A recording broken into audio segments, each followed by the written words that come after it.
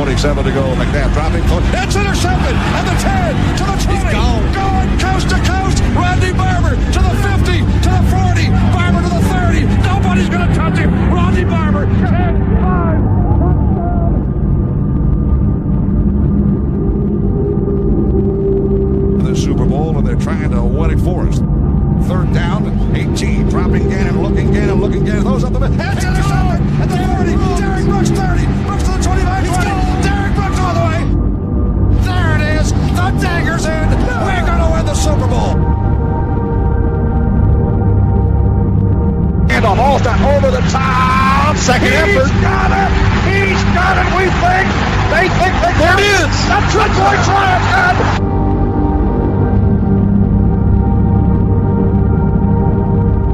He's sacked at the 41-yard line. That time the blitz pays off. And it's down and 10. Blitz coming. Heineke flushed it. He's sacked at the 41-yard line. That time the blitz pays off. And Levante David has a quarterback sack.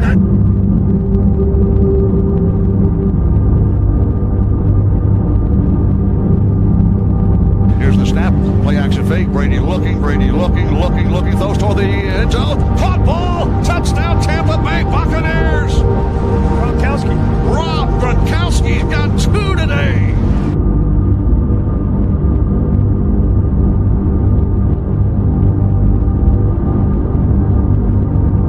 Chiefs dropping to throw Mahomes. We run a stunt, and we sack him at the 50-yard line. Wow, he's clobbered. Fumble the football, recovered by the line. There's the snap. Mahomes running to his right. Look out, he may run. Mahomes directly. Those toward the end down. Battle intercepted. Picked off in the end zone. Bucs are going to beat the Chiefs. We're the champions of the world, and we still have a minute 33 to go. Devin White, what a great second season. Here's the snap. Brady dropping, looking. Brady throws. Caught ball. It's caught. Touchdown Tampa Bay. Rachaad White. Touchdown Buccaneers. Fire the cannons. Bucs tie the game at 16. Down goal the snap. Brady's going to throw. Looking. Throws a dart. It's caught. Touchdown Tampa Bay. Chris Godwin. He makes the catch right beneath the goalpost.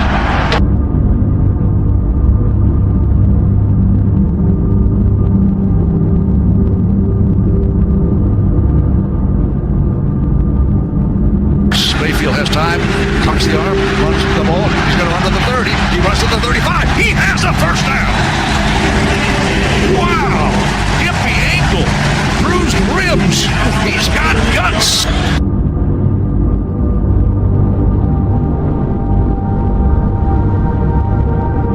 David, 6 guys up front. Bucs dig in. 2-point try. Push. And I don't know if he got it. They have not indicated yet. He did not get it in.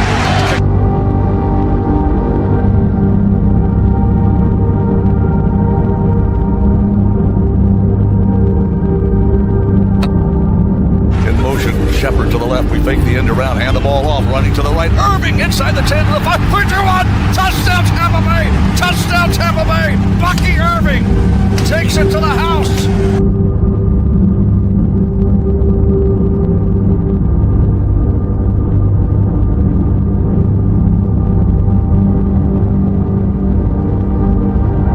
Second down, 10. Rachaad White now in the backfield.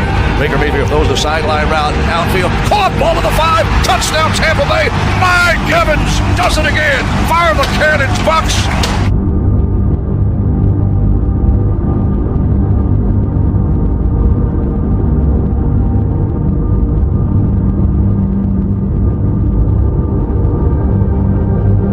Here's the snap to Rattler. Here comes pressure. Gets the pass. Near sideline. Incomplete pass. Bucs take the ball away. On downs.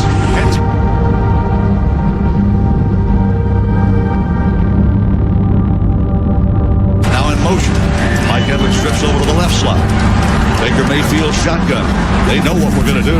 Baker Mayfield looks, throws the ball to caught ball. Evans, he's got it to the 40-yard line. 1,000 plus Mike Evans. 11 seasons in a row. How about them Buccaneers?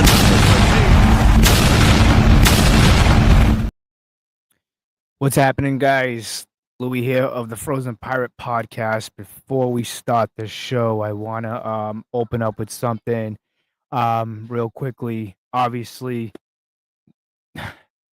um, I'm a little lost for words just as a father, as a husband. We saw something today. Obviously, you've seen it. It's all over the place. It's all over the news. We saw something today. Um, and this is not a political thing. It's not about Democrats, not about Republican. All that aside, what we saw today was a disgrace.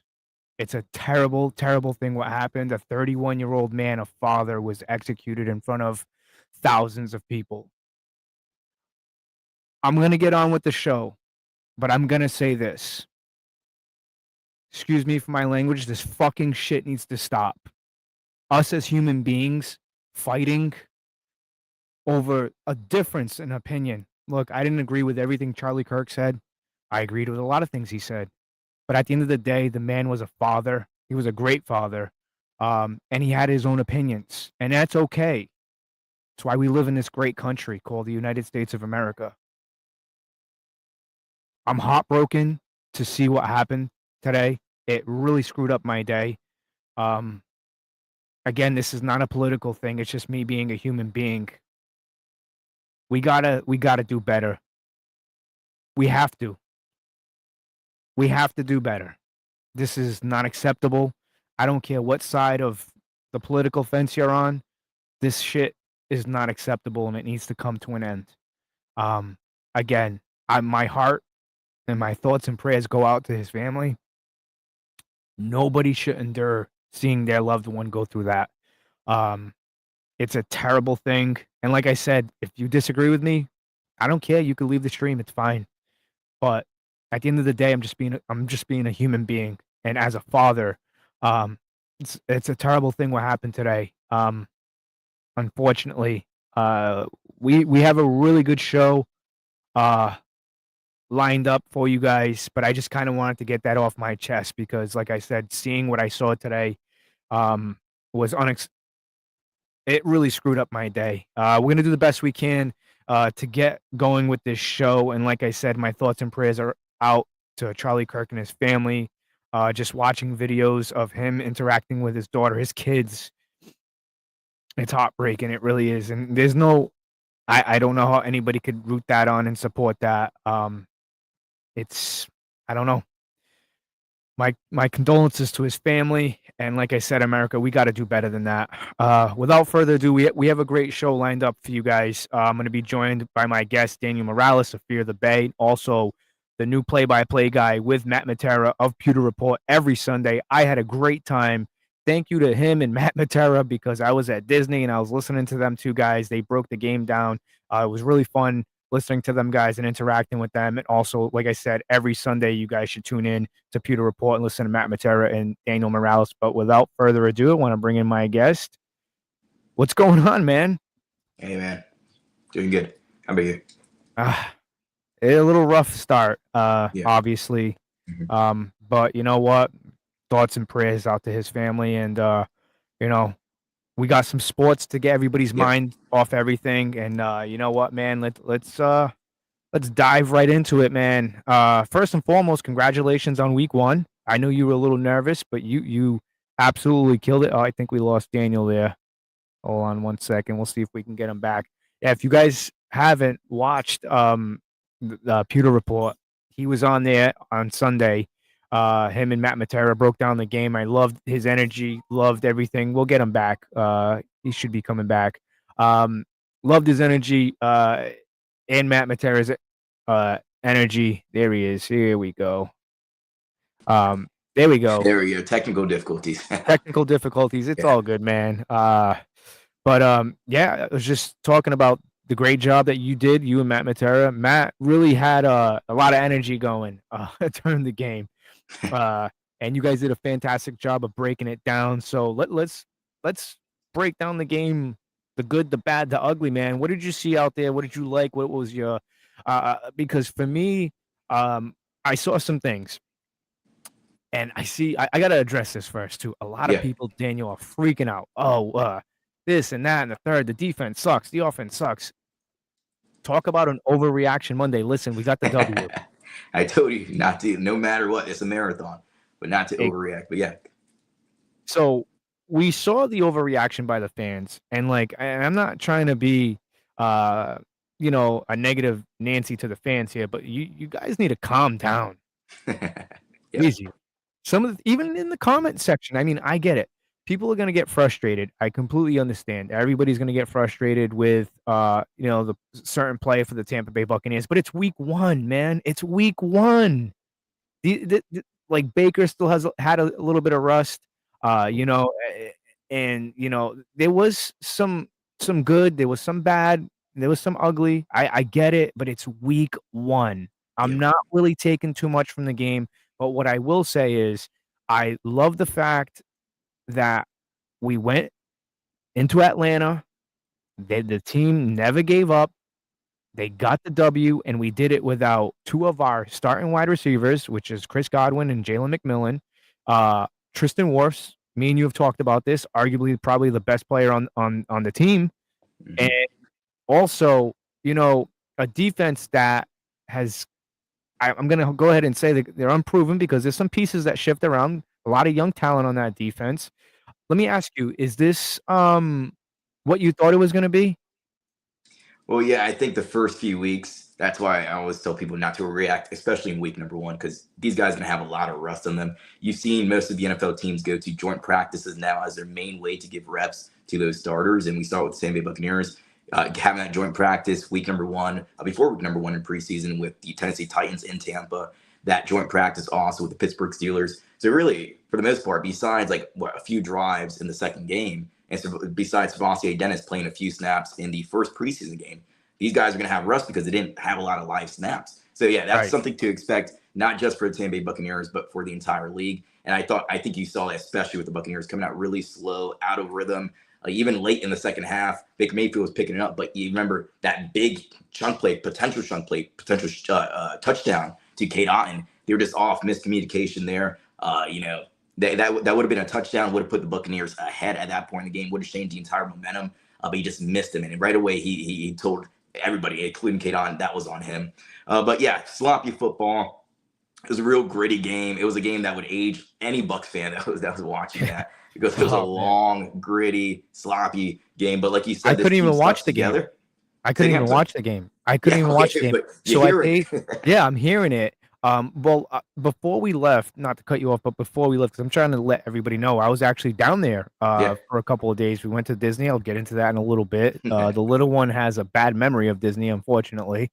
Yeah, the rain, unfortunately. We'll get into that. Oh, yep. So we're getting ready to leave. So I paid for the YouTube, the NFL package outright for the year. So I'm trying to watch the game. Apparently, because I was in Orlando, it wouldn't let me watch the game. Yeah, I don't know what that was about. So I'm like, damn, man, I really wanted to watch the game. And then my idea was to watch the game. And then when I got into the park, was going to listen to you and Matt Matera. And then I couldn't watch the game. So I started off by listening to you guys. And just listening to what you guys are saying, because again, visually, I can't see anything. And that's what's kind of aggravating me, because that's going to be my thing going for the rest of the season. You guys, you and Matt Matera on Pewter Report for my audio, and the TV is going to be muted. That's the way I like it, man. I like want to say real quick, thank you for all your support, Louis. I saw you in the comments, man. I truly appreciate your support, man. Well, like I said, I'm just showing support for you, man, because you guys deserve it, and you did a fantastic job. So as you guys are describing the game, I'm like, oh, I can't watch this. Like, what's going on here? And then we're boarding the ferry to get into Disney, and then I'm hearing the calls from you guys, and I'm just like, what is going on, man? And then I hear you guys call the Emeka Ibuka touchdown, and I was just like, okay, we're in it. But you're right, it was a slow start. That's the ugly. I did see a lot of positives come out of that game that a lot of people are not talking about. Rachaad White looked good, in my opinion, and a lot of people are going to say, well, he didn't have the carries and that. Listen, there was times Baker Mayfield was dead to rights, could have been sacked, and Rachaad White picked up the blitzes. Big blocks. Those count. They don't show up on the stat sheet, but those count. But not only that, Baker making plays with his legs, Yeah. considering he hasn't played live action in how long now? Mhm. It kind of scared me at first, but again, that slow start, Daniel, take us through that. What was that like for you watching Yeah, that such a slow slow start? start. The Atlanta Falcons, let me just say, I've talked about how talented this team is on offense, defense, and special teams. They're going to be a problem for the Tampa Bay Buccaneers moving forward for the next few years. They got to Michael stop Penix Jr., I celebrating early, really though, like him. man. He's a Tampa kid, like we talked about before. Yeah.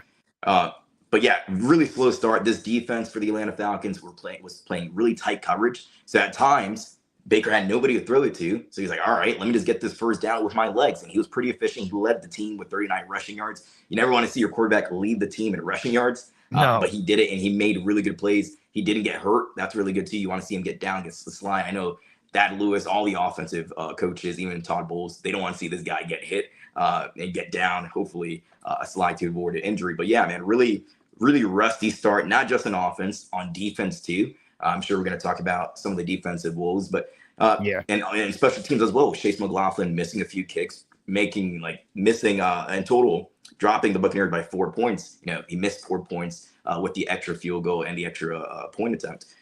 But yeah, man, really sloppy football. But I think you're going to see, and maybe week number 2 is going to look exactly the same, but you're going to see this for the next few weeks. And then they're going to get into rhythm. They're going to get back into the mode. You know, they're going to get back straight how they normally are. And I think you're going to see this. I know a lot of people overreact.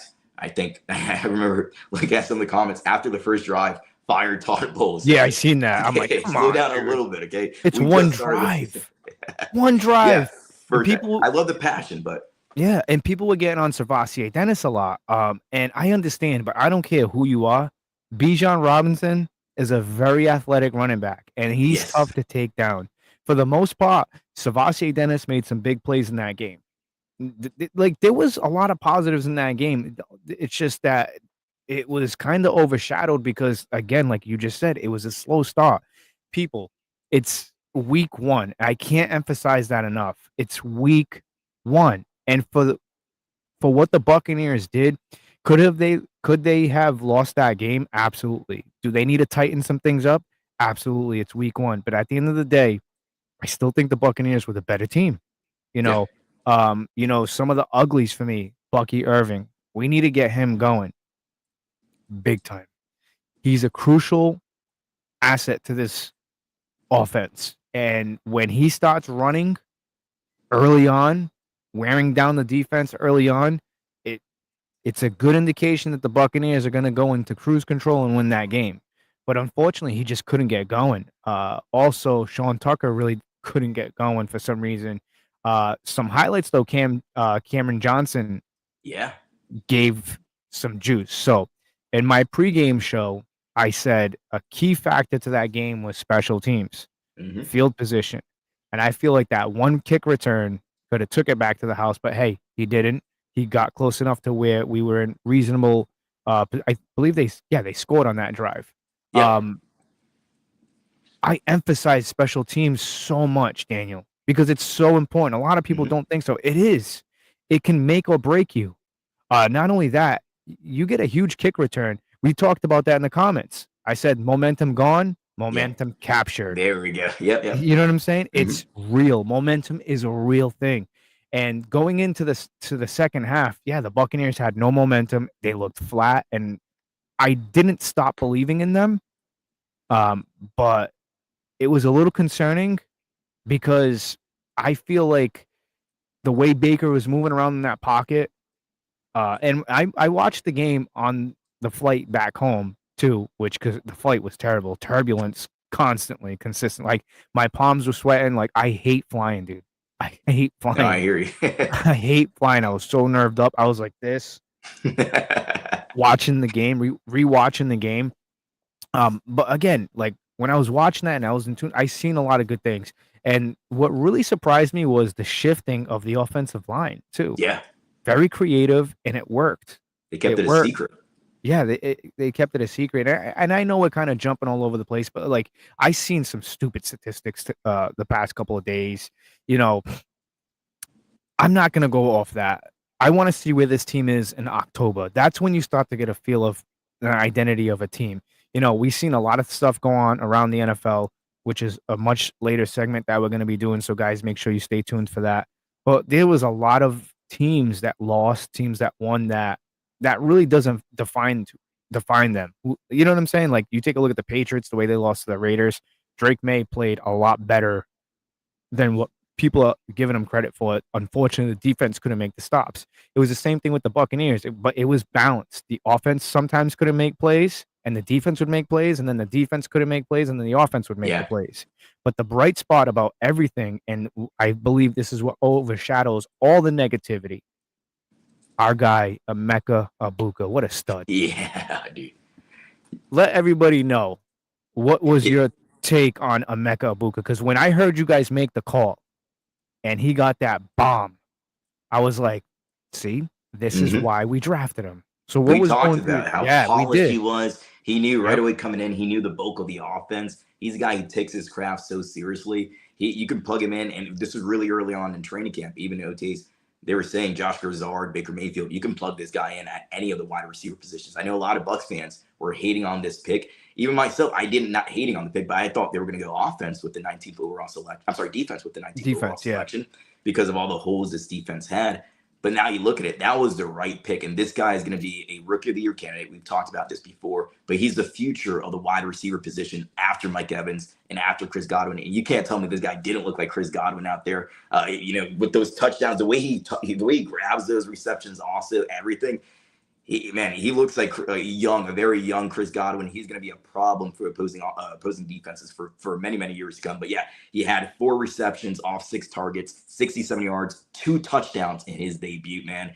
He was impressive. 2 touchdowns to start off your NFL debut, man. That's insane. Yeah, he's going to be he's the bright side, I would say, the biggest bright side of this game. And real quick, when we talked about some of the bad, Savasi Dennis, of course, he missed the angle with the first Bijan Robinson touchdown. He took the wrong angle.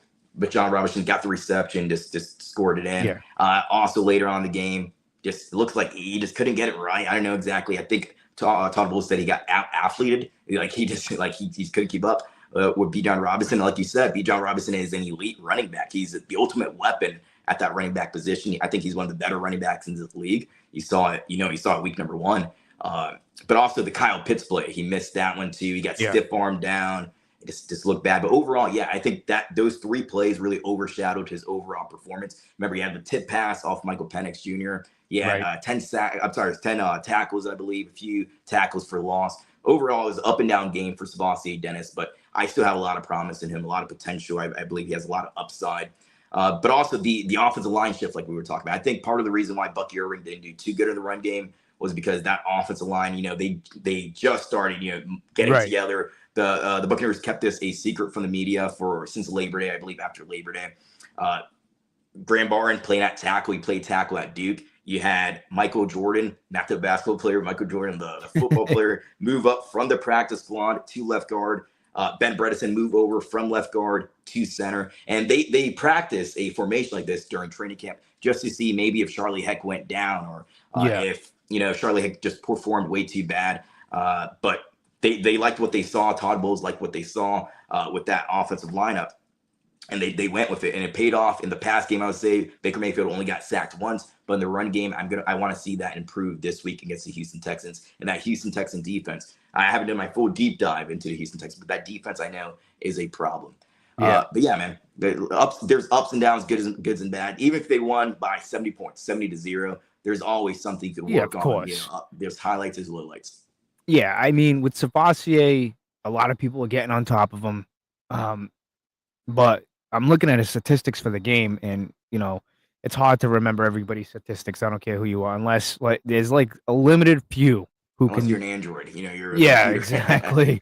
Savasier Dennis, 9 total tackles, 2 tackles for loss. He led the team in tackles for loss. That's huge. Yeah. Again, that gets overshadowed because he got stiffed arm. He's this. We need to get somebody else in there. No, we don't. Calm down, Buck fans. Relax. It's week 1. I'm going to keep saying that. It's week 1. Entering week 2. Yaya Diaby should have had a sack. Unfortunately, again, Jamel Dean, I'm still on the fence with him. 50-50 breaking news with Jamel Dean. They restructured his contract. He's going to be a free agent next year. I wouldn't be surprised. Actually, real quickly. Yeah, Patriots are paying everybody, man. Yeah, They're they're they going to got the overpay. money. Somebody's going to overpay for Jamel Dean. Exactly. Real quickly though, do you think he could be a trade casualty this So, year? so yeah, you think about the move. He was going to make about $12.5 million. He accepted this pay cut because of the fact that he's going to be able to become a free agent next year and get paid. So he Yeah. takes that dip. They also have, so he's going to be making $4.25 million. That's his base now for this year, and $750,000 is play time incentives. So all that, the way they structure his contract, they know Benjamin Morrison's going to be right there once he's back and healthy. He's going to be right there competing with him for that starting cornerback position. He should have been competing with him throughout training camp, but he's been injured, of course.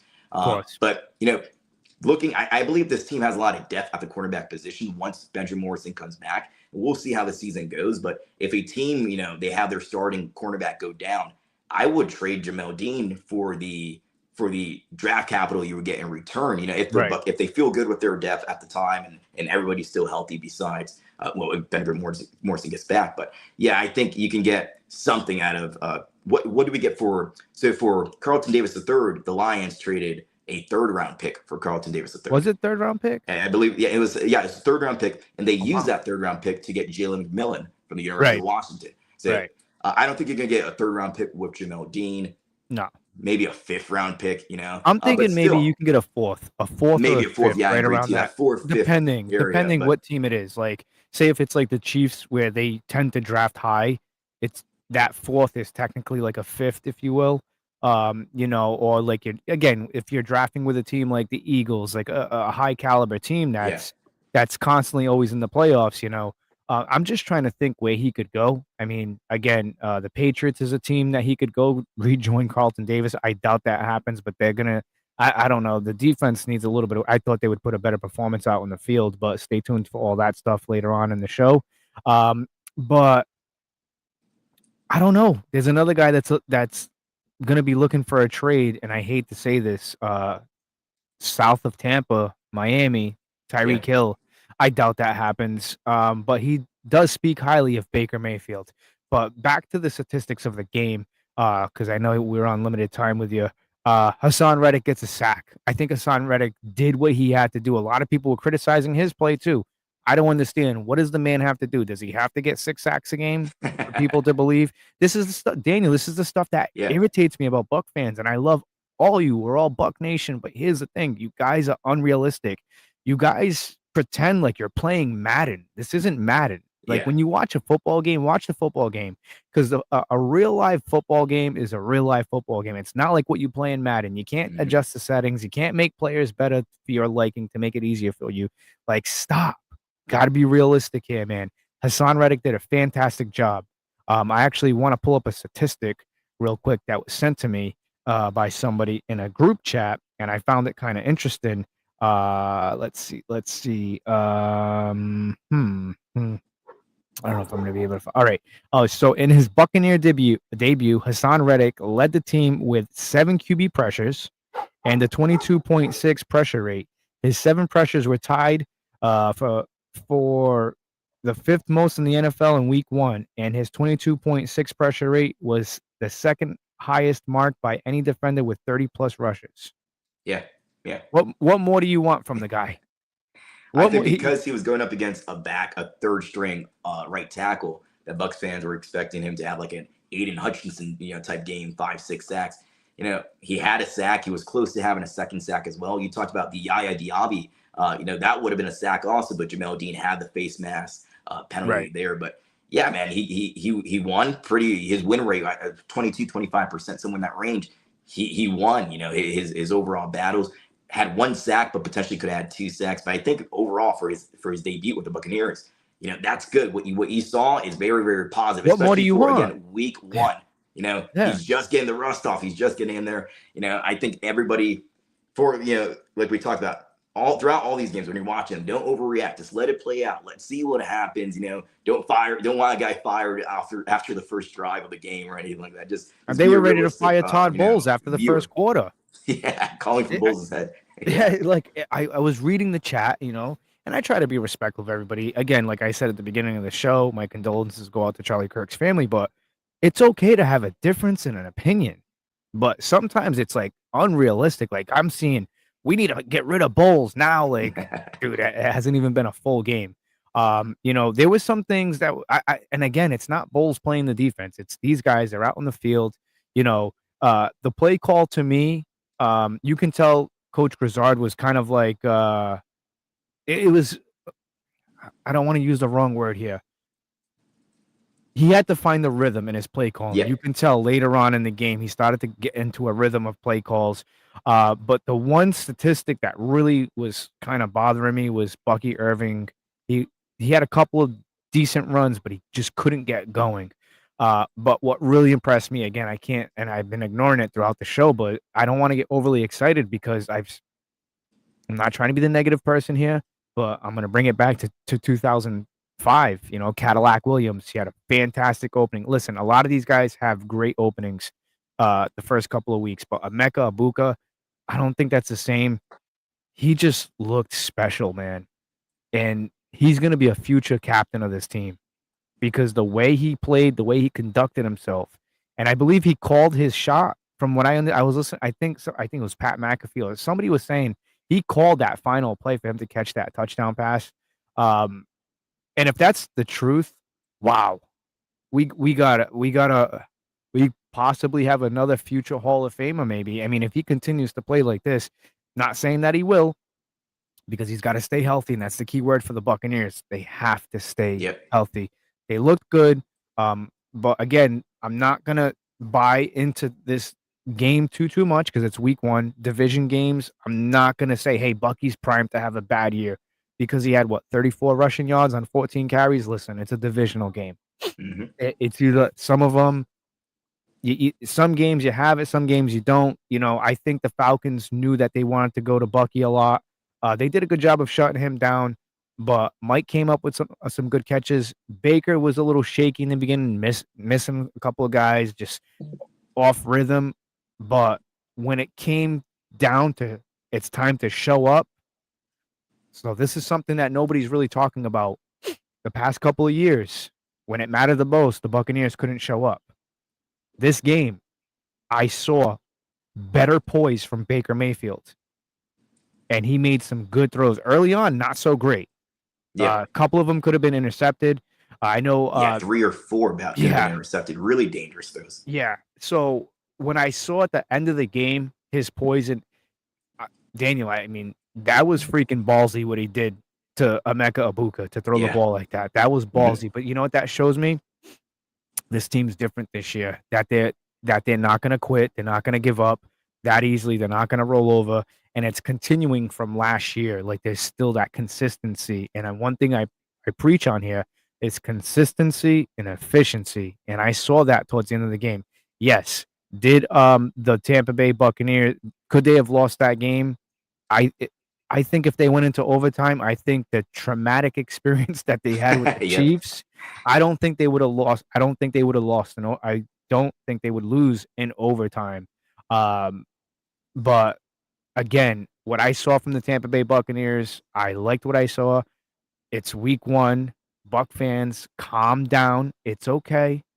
Week 2's coming up, and again, another thing too, Zion McCollum, he could have had 2 interceptions. I know a lot of people were harsh on him about that, but you know what? He's getting his hands on that ball. You know what I'm saying? He's going to pick those balls off eventually.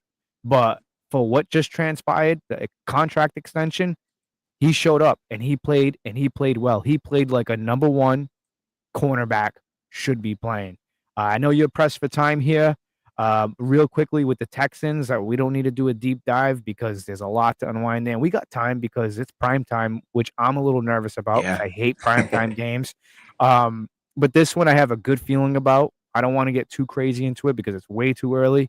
But this primetime game, I'm going to go ahead and say the Buccaneers are going to win this game and they're going to dominate this game because we have a receipt for them for what happened a couple of years back. And I think we're going to get CJ Stroud this time around. How are you feeling about that game? You feeling confident? You think you're going to build on what you saw? Real quick, I just want to go back to, I believe the Buccaneers are going to win that game in primetime Monday Night Football. But going back real quick to what you were talking about, I think the Buccaneers, they know how to, they're a tight team. There's a tight locker room. They know how to finish those games. If you remember, there was about 16 seconds left, fourth quarter. Antoine Winfield Jr., I know a lot of people were complaining about him throughout the entire game, invisible. But he came in with a huge hit. If he doesn't make that play, the Buccaneers are in a position now where they have to go down the field to score a touchdown, and it makes it a lot more difficult. To your but point, he laid the hit on yes. Casey Washington. He stood there. Casey Washington was just on the ground. Just a huge game-saving play by Antoine Winfield Jr. I'm excited to see a full slate of 17 games with him if he's healthy. Right. Postseason, potentially a Super Bowl. But man, and then you can talk about those Emeka Buka, the touchdowns. That second touchdown, even more than the first. Just he gets it in there. Baker Mayfield he threw the ball kind of behind guys sometimes, over miscommunication like we talked about with Cade Otton down the field. But when it mattered, when it mattered in fourth quarter, he was able to get the ball to his players, to his targets, and win the game for the Tampa Bay Buccaneers. But off to this Houston Texans game, I do believe that the Tampa Bay Buccaneers are going to win this game. I know, just a background overview here. C.J. Stroud, amazing his rookie season, took a little bit of a sophomore slump in his second year. The offensive line looked like they struggled in that first game. The Texans lost 9-14 to the LA Rams. And there's even a moment where they had three offensive linemen. I don't know if you've seen this on X. Three offensive linemen covering Jared Verse. So just like three guys focused on one guy. But that offensive line, they gave up 3 sacks to the Rams defense. I think the Buccaneers are going to be able to get to C.J. Stroud, affect him a lot in this game, potentially have 1-2 picks, 2 interceptions. And I think they're going to come away. They historically don't do good on Monday Night Football or any primetime, appearance. But I think they go away. They come into this game. And I believe potentially, they're going to have still rust on them. But I think overall the offense is going to get into more rhythm earlier on than what you saw here in week number 1. And I do believe the Buccaneers win that game against the Houston Texans. Yeah. To your point with Antoine Winfield Jr., so I went to the Buccaneers team store. So for everybody, yes, real quickly, if you got a little bit of time left. Of course. So we went to Disney. For those of you just tuning in, I was down in the beautiful state of Florida. And I don't know what it is, but as soon as we got off the plane, the heat hit me right away, and I loved it. My girlfriend not so much, but for me, I loved it. I loved it. The humidity. I don't know. There's something about it. I love it. And so we did the Disney thing, and I told her, I said, hey, after we're done with this crap, Monday we're spending the day in Tampa. We're gonna go do stuff, we'll eat, whatever, maybe hit the beach. I don't know yet. But to tell everybody what happened at Disney, because everybody was asking me what happened at Disney, we were having a pretty I can't believe I'm gonna say this. We were actually having a really good time at Disney. And especially she says she calls me the social butterfly. And I said, I'm not a social butterfly. It's just the Buccaneers won. And I see people wearing Buck jerseys and they see me with my Buccaneer Pro Line shorts. And they were like, and I was like, hey, good game. I saw a Falcons fan at Disney and he just looked miserable. I purposely, she doesn't know this, but I said, hey, let's go into this store real quick. I seen him with a stroller with 2 other kids. And I was like, he looks miserable. I'm going to make him even more miserable. So, I walked into the store. I looked at him. I see him looking at me. He looked at my shorts. I look at him. I'm like, hey, man, how's it going? And he's like looking at me. I'm like, tough loss, man. Sorry about that. Tough loss. But overall, Disney. Some salt in the wound right there. Oh, God, yeah. Oh, God, yeah. Because I worked with a Falcons fan, and it's friendly stuff, like friendly fire. I used to hear it all the time, especially when we lost 2 times last year. That was a disappointment. Yeah. So I feel like I have the right now. But Disney was cool. And then we were there for the Halloween Spectacular, and then that's when it kind of went down the drain. The parade was delayed. Something happened. And then everything came back, and then we were watching the Hocus Pocus event. And then that was nice. And then Jack Skeleton comes out, and then the show starts. Then all of a sudden, I see like a lightning flash. I'm looking at her. I'm like, I don't know if that's good. I said, I think it's going to rain. She's like, no, we're fine. Just record it. You know how they are. So I'm recording the damn show. I feel like raindrops and they're hitting me. And I'm like, it's going to start opening up. It downpours. Yeah. No warning, no nothing.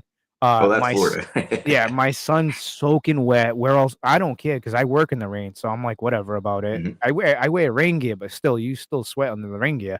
And then she's soaking wet. I was like, Aubrey, you look like a wet dog right now because she was just like this. And then because we had to find cover. And then our trip got cut short 2 hours at Disney.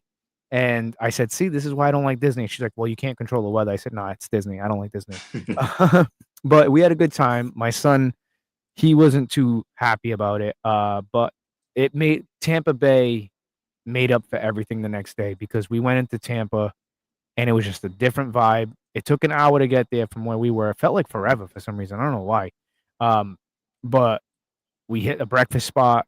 We did some shopping, went to the team store, took a couple of pictures, trying to teach my son, and I posted it for everybody on the Instagram. Not everybody has my personal Instagram, so for those of you who try to follow me on my personal, I don't only select a few. Daniel's one of them. I only have a selected few on the personal. We went to the team store. My kid was like, he kept on looking at the Derek Brooks and Levante David. Yeah. I'm like, and we took a picture, and that's why I posted that. That's an awesome picture you took, awesome. Yeah. So I'm just teaching him like, hey, this is how I became a Buccaneers fan. See that guy 55? That's Derek Brooks. That's Dad's favorite player of all time. He's like, more than Mike, because he's a huge Mike Evans fan. He loves Mike Evans. That's his guy. But he's starting to like Levante David. He's starting to get into it a little bit more. And I bought him a bunch of Buccaneer stuff, but we were in the team store and he's touching everything. And I was undecisive with the jerseys. I was like, I'm going to go in there and I'm going to buy a white creamsicle, customized my last name, the year I liked the team, which was 95. And then Aubrey points out to the pewter jerseys. I wasn't a fan too much of those. When I seen them up close, not the pressed, the authentic ones, they had an Antoine Winfield Jr. authentic pewter jersey there. I looked at it. It was one left, my size, and I'm like, no.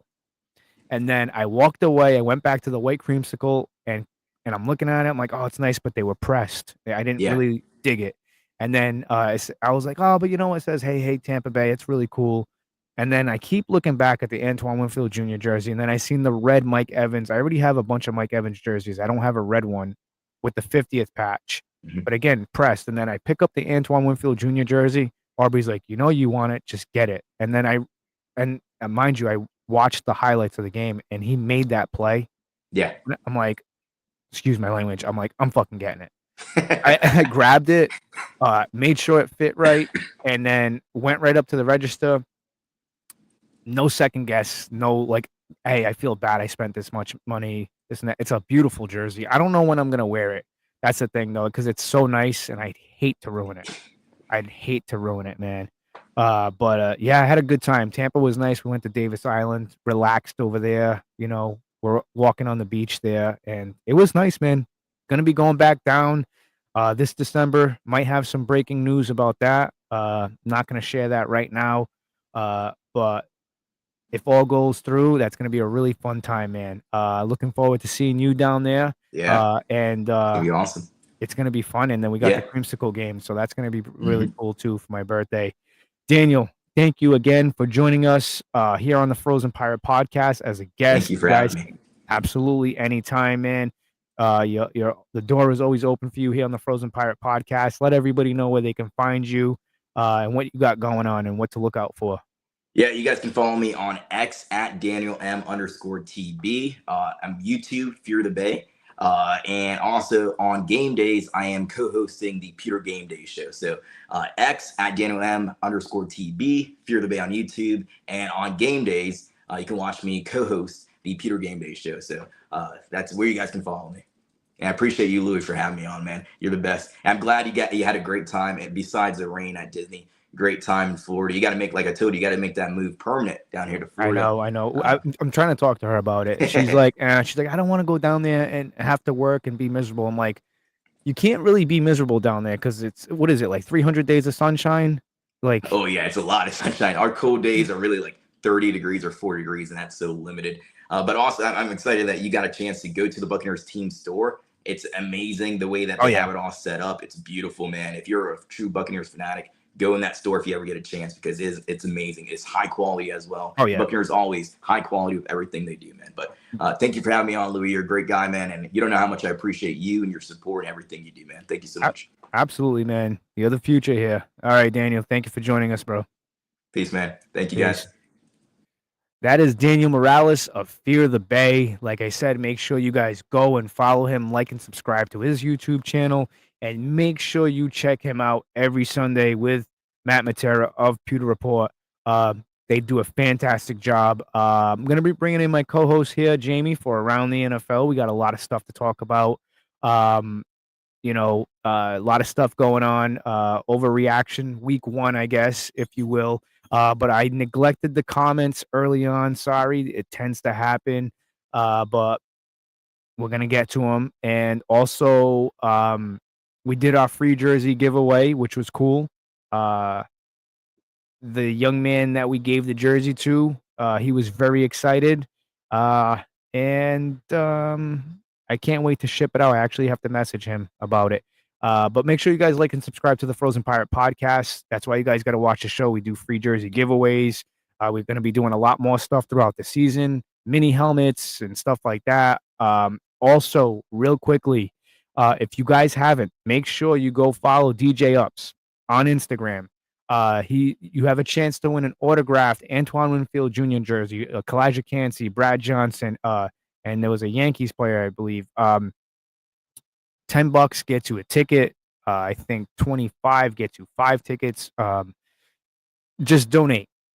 Go on his Instagram. Go to the link. I'm gonna stop posting the link every day for you guys. You can enter a chance to win a free autographed jersey. All you have to do is just donate some money. He's doing his charity event. He's trying to raise up at least $600 to get 6 costumes for 6 kids. And like I said, the proceeds are for the kids for the Halloween costume. Listen, again, like I said last week, I was one of those kids that didn't have a Halloween costume a few times, and it sucks, So it's for a good cause. It's $10, man. I know times are tough. I know the economy sucks. A lot of stupid stuff going on right now. But it's $10, and it's for a good proceed for the kids. He might be joining us later on in the show, depending on what time he gets out. I know he's busy. But yeah, make sure you guys go and donate to his cause. Like I said, you get a chance to win a free autographed jersey to donate $10, and it's going for a good cause. All right, let's bring in my co-host here of the night, Jamie. Jamie, what's going on, buddy? I just ate some spicy habanero chips. Oh, well, your mic is terrible right now. I don't know what's going on. Hold on. Hold on. We'll get you back. You gotta love live stuff. Actually, while he's doing that, I'm gonna go through the comments. Hold on. Does that sound better? You sound beautiful. Now you sound like a late night radio host. I think it was the same issue we had, was it last week or week before, where every time I log in, it tries to run the mic through my PS5 controller I have plugged into my computer. Could be. Yeah. So I sent you the email. I'm pretty sure you're an admin now to the. Yeah, well, I haven't actually clicked the link to take my new powers because I was traveling. We had my father-in-law's memorial, and we use that as an excuse for 1 week. Yeah. Who was actually a sports radio guy. Yeah. I neglect Cactus League Baseball. Cactus League Baseball. That is so Phoenix. Because it's Arizona, but what I'm saying is Cactus League reminds me of I think of Phoenix. Remember the Phoenix Cardinals? Remember them? They used to be the Phoenix Cardinals. I remember that from Joe Montana Football 94 on Sega Genesis. And I'll tell you what, I was down in Arizona for the memorial, and we were in Yuma, where my wife grew up. Horrible city. Wow. It gets the most sunlight of any city on earth, more than anywhere in Africa, Central America, anywhere, and not in a good way. The first time I visited, I told my wife, it looks like someone dropped a nuclear bomb and then littered on the crater. Wow. And when she tells people that story, she says, if you haven't seen it, he's not far off. Wow. It's it seems like it's getting nicer, a lot of new buildings. I just don't know why people would set up shop and live in a place like that. There's no water, I don't know. Anyway. All right. Let's get to I neglected the comments early on. We were having a good conversation, a lot of good stuff, and we're going to get to some stuff real quick. Let's get to these comments. Mega Peter 909, RIP Charlie Kirk. Again, condolences to him and his family. Christopher Cole, I loved watching Charlie. Fred Moore, 1-0, baby. That's right. Tampa Bay Buccaneers are 1-0. I think Todd Bowles has one of the best win percentages on week 1 for the past 5 years now. With the Tampa Bay Buccaneers. Christopher Cole, I watched the clip of their reaction to the game, and it was awesome. Christopher Cole also says Baker made some MVP throws. Yeah, man, he got ballsy with a couple of those throws, but they connected, man. And there was a lot of throws, like Daniel was saying, of Fear of the Bay. There was a lot of throws that could have easily been intercepted. Dennis is still learning too. Yeah, it's a learning process. I mean, like I said, I think he's really going to get going. This is his first year really starting for the team. So I think he's going to get going. They put Michael Jordan back on the practice squad. I mean, pretty typical. Falcons were getting away with a lot of holding on the offensive line. Well, I'm going to have to disagree with you there because it's not just the Falcons. The Buccaneers as well. A lot of teams get away. There's holding on every single play. It's just what you're going to call to what extent. Absolutely. Hemfield was clutch. Yeah, man, at the end. That was a ballsy throw, man, that he made on Emeka Egbuka's second touchdown. Jamie, I'm going to get your thoughts on that. But let me get through these comments real quick. I-4 is terrible. Yeah, a lot of construction going on over there. It's a lot different from the last time I was out there in 2023. But yeah, Christopher Wallace, here's the guy who won the free jersey giveaway. I will get in touch with you tonight or tomorrow morning on what jersey you would like, what color, what player. And just so you know, if you're trying to get a custom jersey, I see that you have an E at the end of your name. They have no more E's. I wonder why. Because I was at the team store. That's really funny. I wonder why. Because the last name, Leitao, Leitao, and the guy's like, oh, yeah, we can't make that. I was like, why? He's like, we have no E's. And I'm like, why don't you? I understand. I mean, to be fair, that guy's using up a lot of E's. Oh, God, yeah. JT Olson, sup, y'all? What's going on, JT? Shout out to Bucks Report. Sup. Christopher Wallace, you called it in a former podcast, Emeka Egbuka Rookie of the Year. He looked like Chris Godwin in his routes. Yeah, man. Like I said, I put some money up on. I'm not gonna. A good gentleman doesn't kiss and tell. So I'm not gonna say how much I put up for him to win Rookie of the Year. But I got it. I put the bet in about a month ago when the odds were in my favor. So we'll see what happens, and hopefully he does get Rookie of the Year. First of all, Chris Wallace is a paid actor. Okay. Clearly, he won the jersey, so he's going to show favoritism. Second of all, can we address the hilarious text I sent you about Egbuka? Which one? Because I said this rookie you got, whose name I don't know, seems pretty good. You should have shouted him out more. Oh yeah. I was in Disney. Guys, you should have seen Louis he was like, "What are you talking about? All I did was talk about this guy." Well, I was like, "Dude, I'm just messing with you. You called him to be Rookie of the Year." Dude, I mean, I know I don't listen as well as I should sometimes, but hey, you've been in his corner for basically since the draft day. So yeah, I mean, when I was on another platform, we did a live stream of the draft. If you go back to that, you could see my reaction. A lot of people like, "Oh, Louis looks a little." I'm like, "Yeah," because I was taken back by that. I don't give a shit what anybody says.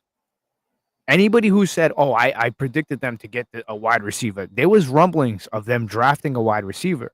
But I like everybody else, I thought Chris Godwin was going to make a recovery because they were talking about him coming back in the play. Excuse me. They were talking about him coming back in the playoffs, yada, yada, yada. And then it's a little bit worse than we thought. And then the Buccaneers got eliminated. And then we're hearing all this other stuff. He needed another surgery, this and that. And I was like, there's no way they're going to pick wide receiver. They're going to go defense. And I was ranting and raving about Jahad Campbell, which wasn't a bad pick because he's killing it in Philadelphia. It was ready in week 1. Yeah, was ready week 1. But I mean, I think the Buccaneers walked away with a good pick. And if you go back and look at that stream, yeah, I was a little took him back, but then I'm like, you know what? I like this pick. And the more research I did on him, the more I liked him. So and he was pro ready. I keep saying it. He's pro ready. The way he's running his routes and all that, the kid is good. JT also says, I've got a Becca and Schuster Rookie of the Year parlay that feels really good right now. Yeah, I mean, I like Emeka Egbuka right now for Rookie of the Year. I do, for Offensive Rookie of the Year. The last time there was an Offensive Rookie Year for the Tampa Bay Buccaneers was Cadillac Williams. But we'll see what happens with Emeka. I mean, he's not going to put up 2 touchdowns every game, but he will be open, and he runs like a running back. When he catches that football, like Daniel was saying, catches that ball, man, it's kind of like it's like a mirror of Chris Godwin. So could be a future Hall of Famer. Way too early for that, but I'll tell you one thing: if he continues playing the way he's playing now, he's definitely going to be a captain on this team very, very soon. Buck fans, make sure you subscribe to the Frozen Pirate podcast. Around the NFL is a segment we're going to be doing.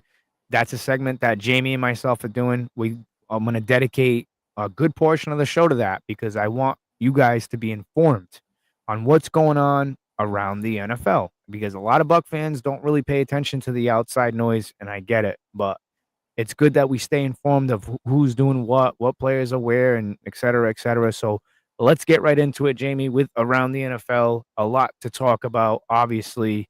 Wrong button there. Let's talk about Around the NFL. Week 1 fallout and reactions. I know you have one. What happened to the Chicago Bears, man? What do you mean? What happened to the Chicago Bears? What happened? The same thing that happens to the Chicago Bears every year, every season, every game. I was texting you and Dino. What did I say when there was like 3 minutes left on the clock? I said, I'm going to just go turn the game off, play a game on my computer. I know what's going to happen. And both of you, we weren't even on a group chat. Both of you were texting me the same stuff at the same time. Oh, they might come back. They might. I'm like, man, y'all don't understand what it means to be a Bears fan. I already know what's happening here. You couldn't script it any better than this. And, I think what it boiled down to with the Bears is basically under pressure. JJ McCarthy was able to find himself, ground himself, and get after it. This is a guy who won a national championship 2 years ago. He knows what it's like to play in a high pressure game. And, Caleb had a pretty good game for most of the game. And then when it mattered, he was overthrowing.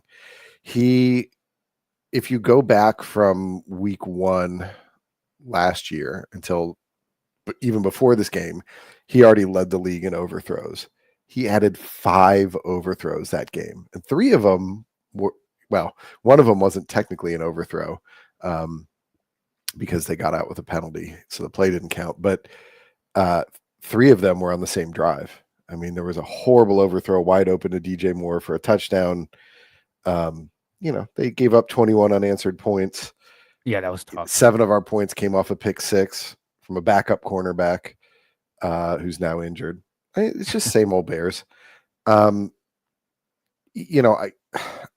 will say I don't know if you saw any of Ben Johnson's comments after the game.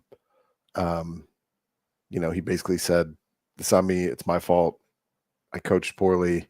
I shouldn't have challenged that play." Yeah, a lot of people were saying that they expected a little bit more out of Ben Johnson's play calling.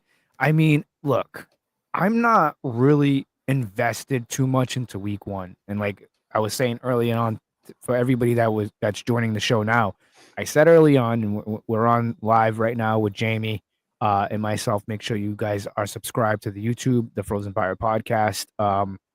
I was saying that week 1 is, how can I put it? What am I looking for here? Week 1 is such a overreaction week. Like your team loses, that's it. They need the first overall pick. They need to fire the coach, and it's so far from the truth. It's 1 week. To be fair, I did say half of those things. Yeah, but you're a Bears fan, so it's typical.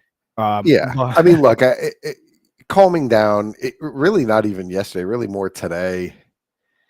Thinking about it more, you can coach past the mistakes that Caleb was making. He was making good reads early on.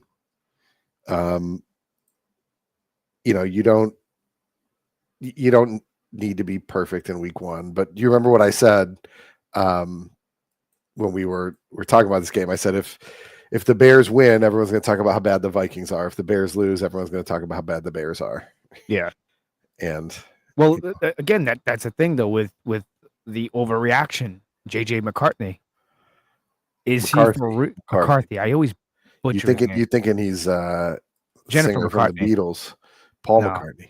Paul McCartney. But again, overreaction type of deal. Like I don't know if the kid's good or not. I mean, I predicted him to be a decent quarterback, but he was really shaky early on in the game. But the same thing goes for Caleb. I seen Caleb do some good things, and I seen him do some bad things. He had a couple of nice runs, but unfortunately, it's just the way it played out. Do I think it's going to define your season? I think this loss hurts you guys because it's a division game at home. Now you have to go into Minnesota and try to steal one from them in Minnesota, which I think it's doable. I think what needs to happen with the Bears is, look, week 1 is done. What did we do right? What did we do wrong? And just work off of that, because I think the Bears look better than what they did last year. You can't say they Yeah. don't. Yeah. No, that's absolutely true.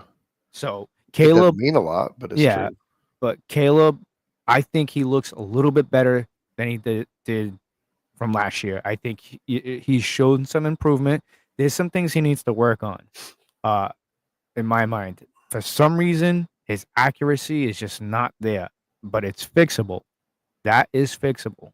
I just think they need to tailor some play calls more to how far he can actually really throw the football. Like I seen that was a DJ Moore. He missed in Yeah, the but end zone. he's got a great arm. I mean, the problem is, and this has been a problem with him for a while, is that he can he's great under pressure, right? He made that amazing sideline throw in the first half. Yep. Great accuracy, great strength.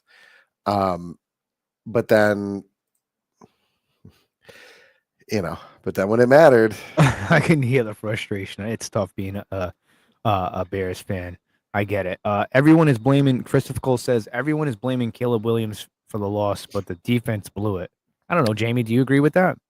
I mean, no. Caleb Williams blew it. The defense definitely didn't help in the end, but they held them the entire game.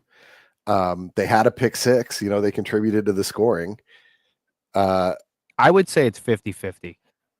Kind of like the Buccaneers. It's more Caleb just because he had so many misses and he had even misses where he made 4 or 5 yard completions where you're looking and you're like, well, wait a minute, there's a guy open that's 14 yards down the field and has no one behind him. And there's, it's easy for me to say, seeing a skyline view, but I don't know. Look, I think it's 50-50, the blame. Definitely does. Some of it does go on the coach, but the players need to execute. That's what it just comes down to. I'll put 50% of the blame on the offense, and I'll put 50% of the blame on the defense. Just because of the simple fact, it's the same thing with the Tampa Bay Buccaneers. That first half was terrible by the Buccaneers on offense. The defense did some good things, but the offense did some bad things. And then you flip the script. The defense did some good things. I mean, the offense did good, and then the defense not so good. It's week one. It's overreaction, in my opinion. It happens. It's just the way it is. Unfortunately, it's week one, and again with Buck fans. When I was listening to the show with Matt Matera and Daniel of Fear of the Bay on Pewter Report, some of the comments I was seeing, fire Bulls. Like, why? It's week one. Calm down. Yeah, I mean, I'm not. Listen, I'm reserving judgment on Ben Johnson. It's his first time ever coaching. Him. No, that's not what I mean.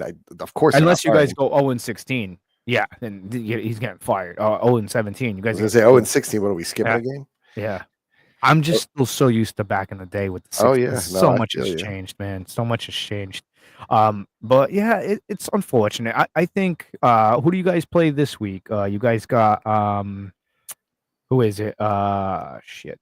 Who is it? I forgot who are you guys playing this week? We are playing. Hold on, let me pull it up real quick. Because it's fallen out of my brain too. We are at the Lions. I think that's a game that you guys are gonna win. I think you guys are gonna take that in Detroit. I think because the Lions, I'm not impressed. And it's showing. It's showing. They got some major problems over there, so that's a good game. Anything? Let's talk about your boy Aaron Rodgers for a second. How did you feel about that? Listen, Justin Fields played great, in my opinion. I think he did very well. Yeah. I saw Mina Kimes say basically this is the most comfortable he's ever looked in his career, and I think that's absolutely true. I think he did fantastic. The Packers. The Steelers won by a field goal. I think they're a team to watch out for. I think they're going all in, man, and I think they're going to be heavy before the trade deadline's up. I'm telling you, I think they're going to make some moves. Don't be surprised if you see Tyreek Hill in a Steelers uniform. If Miami keeps going the way they're going right now, Miami looks terrible. Yeah. Well, surely they're going to sign Devontae Adams, right? Who, the Steelers? Yeah. Aaron No Rodgers way. has never once been on a team that hasn't found a way to sign Devontae Adams, much to the detriment of the rest of the team. No, I think he's locked up in LA. I think Yeah, he likes LA. I was just joking. He's not, No, I know I that know. he's not actually getting signed. Um, Yeah, I don't know. I mean, I think the Jets look good, and they actually have a future for the first time in forever. We go over the games in order a little bit. Obviously, the Eagles barely beat the Cowboys, but a W is a W. I called it. I said there might be an upset. Well, no, you said there will be an upset. That was your upset pick of the week. Yeah. What you called was that the Cowboys would win, not that Well, the Eagles would barely win. I will say this: that game shouldn't have been that close with Jalen Carter. I know this is kind of old news, Oh, yeah. but here's the thing about Jalen Carter. Looking back and seeing everything, obviously the kid's got character issues. And I said this in a show with Daniel before the week. What was it? I think it was Friday or Saturday, I believe. Oh, one of those days. We talked about it, and I said somebody in that organization needs to sit down with him because he's still young, and you can fix this problem. You can. Well, now hold on. Have you seen the full footage? Well, that's what I'm saying. I saw Dak Prescott spit as well. Right. And not saying two wrongs make a right, but Dak should have been. It's less of a character issue if somebody spits at you first and you spit back. That doesn't speak as poorly in your character as it initially looked, which, we talked about a little bit. I think we were texting about, and I was certainly talking with all my buddies, like, how are you going to spit on someone and get thrown out before the game even starts? Like, yeah. But again, that's why the Cowboys, in my opinion, I feel like that's why the Cowboys stood in that game, because arguably I think Jalen Carter is probably one of the best defensive players on that team. He wreaks havoc in the backfield. Oh, yeah. So, I mean, and look, that's a hell of a defense, but I think you're right. I think in the long run, Jihad Campbell will end up being, I'm on the record as saying this before the draft, that he has the potential to be a Hall of Famer, depending on how the injury plays out. And he's off to a heck of a start. Let me ask you this about Jihad Campbell. How do you think the Buccaneers would have fared if he was drafted to the Buccaneers, him and Levante David, with that defense, Hassan Reddick, et cetera, et cetera? It's hard to say. So many people look good on the Eagles, right? Like, right. How would Saquon have fared if he stayed in New York? Right? We know it wouldn't have been what it was last year. We know that for sure, right? You never know. Obviously, the Buccaneers carried the team. He tried for years. Yeah, I know. You know, he got hurt a few times too. He got hurt. Yeah, the Bears hurt him in Week 4 a few years ago. Yeah. I remember that game I was down in Wilmington watching with my buddies. So that's always a tricky question. How someone would play if they were on another team. It's not like basketball, right? Where you're as good as you are no matter where you go. Right. You have so complicated schemes. You're relying on so many other players. So I think he'd still be very good. I mean, a very good player is a very good player.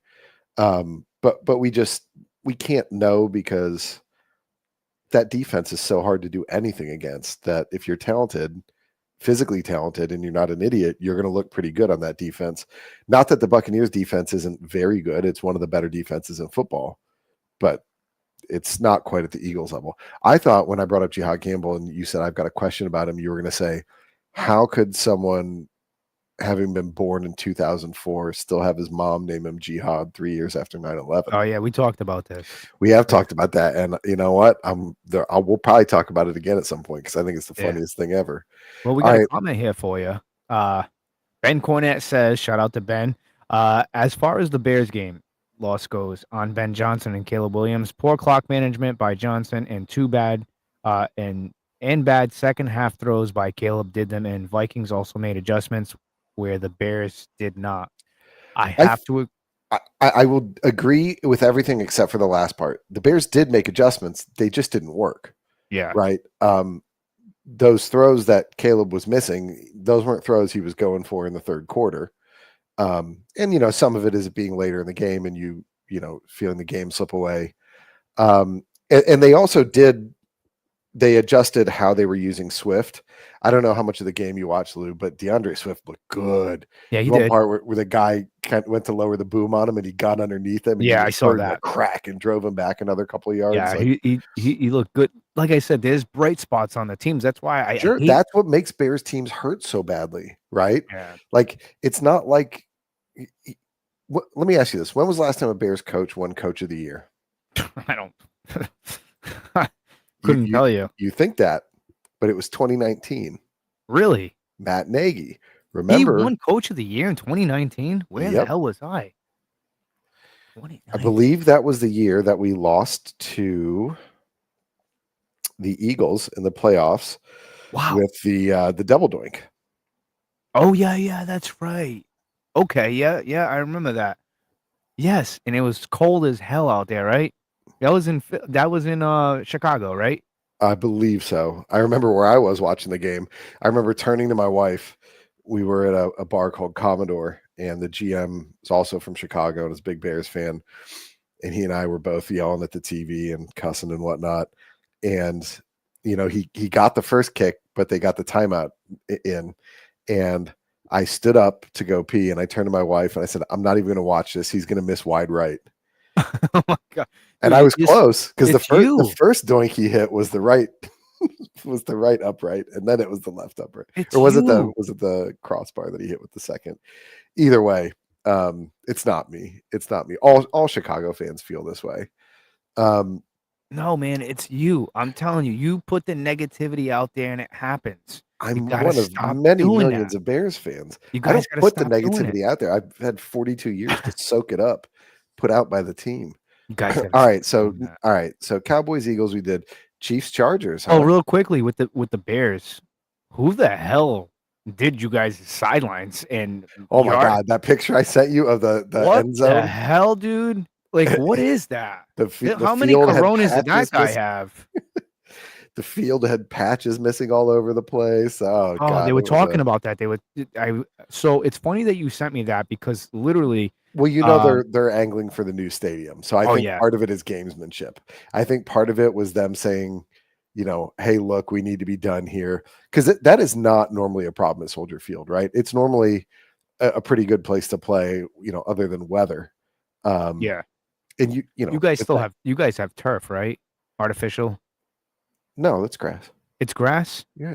Yeah, because like the Buccaneers are still grass. I think. Okay, yeah, I think it's the Bucks, the Bears, and there's a couple of. I think there's two more teams. I think we're one of four teams that actually still have grass. I'm pretty positive. That's a good stat to look up. But when you sent me the picture, because I was hearing about it, but I didn't do any research on it. Because they kept on talking about like poor field conditions. And I'm like, yeah, I mean it's whatever. And then when the next day when you sent me the picture of what I just said notice anything, and you got it immediately. You were like, "Who did these lines? Who did the lines, dude? They're terrible." I mean, you guys could have paid me to do that. Jesus Christ, they were terrible. You and I could have cracked a couple of beers and done that, Oh, God. and not just a little bit better, considerably better.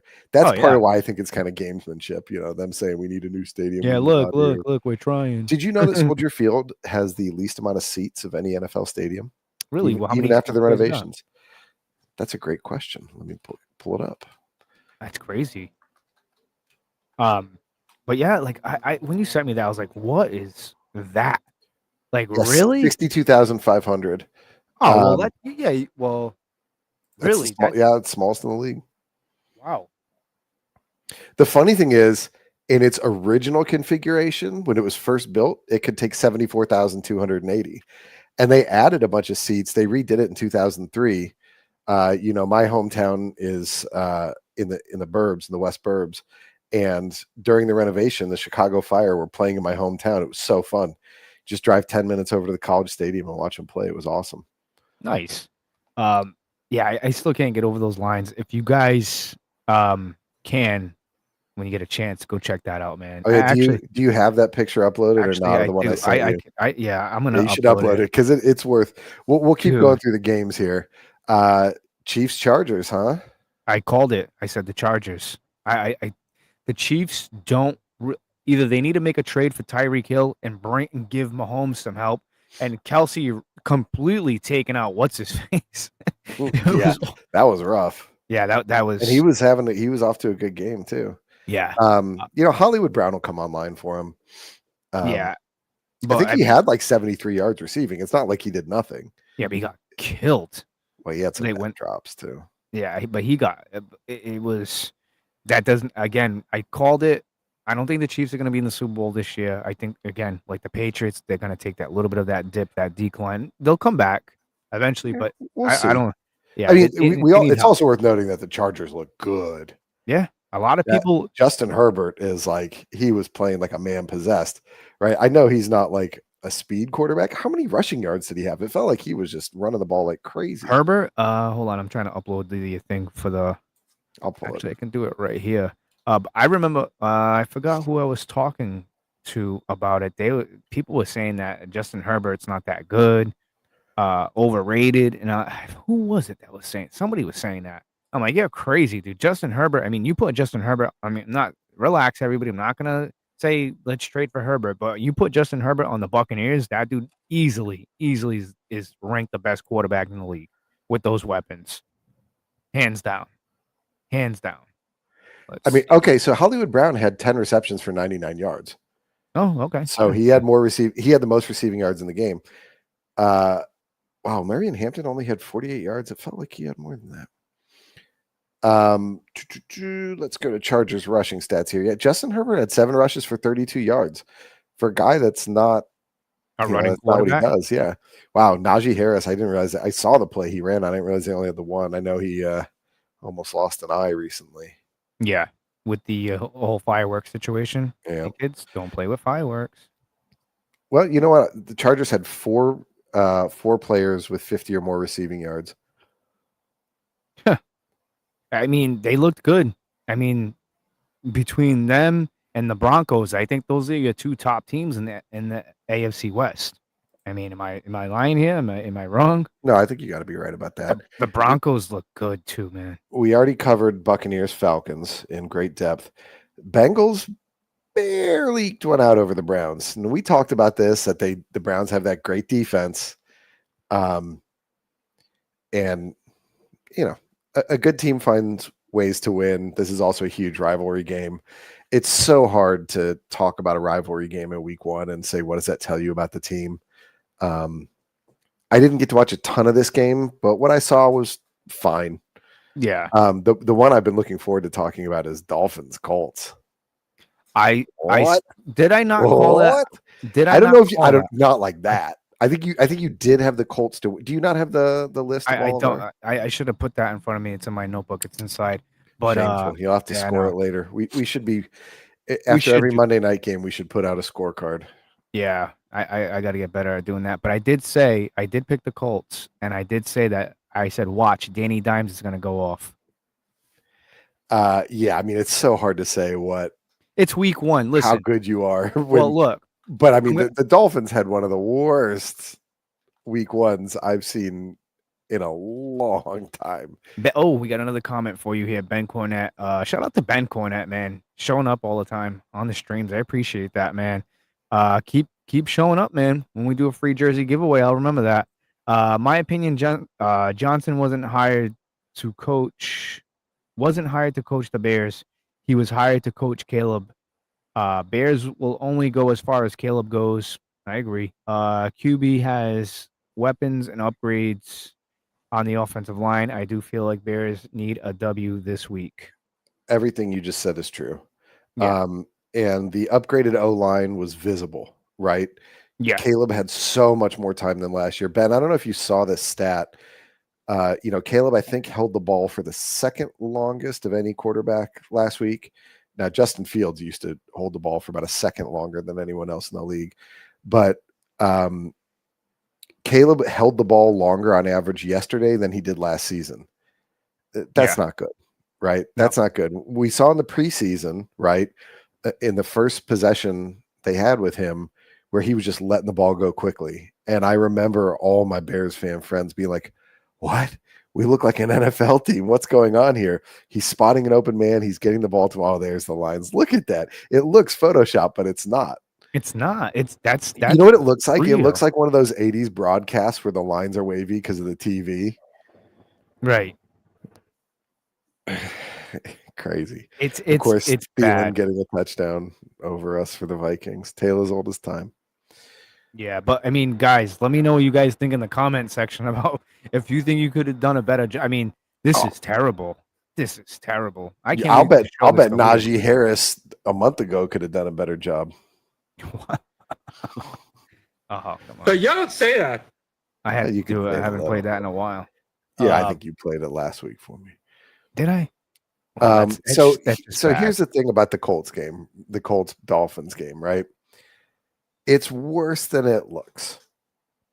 Remember that those 8 points that the Dolphins put up were at the end of the game. Let me see when they scored that touchdown with 6:21 left in the fourth quarter. Okay. So it was 30-0 at that point. Yeah, the game it was was out of control. I mean, just ridiculous. Yeah. So in the third quarter, yeah. Two the picks from Colts. Tua. He only passed for 114 yards. The memes going on around with him. Have you seen some?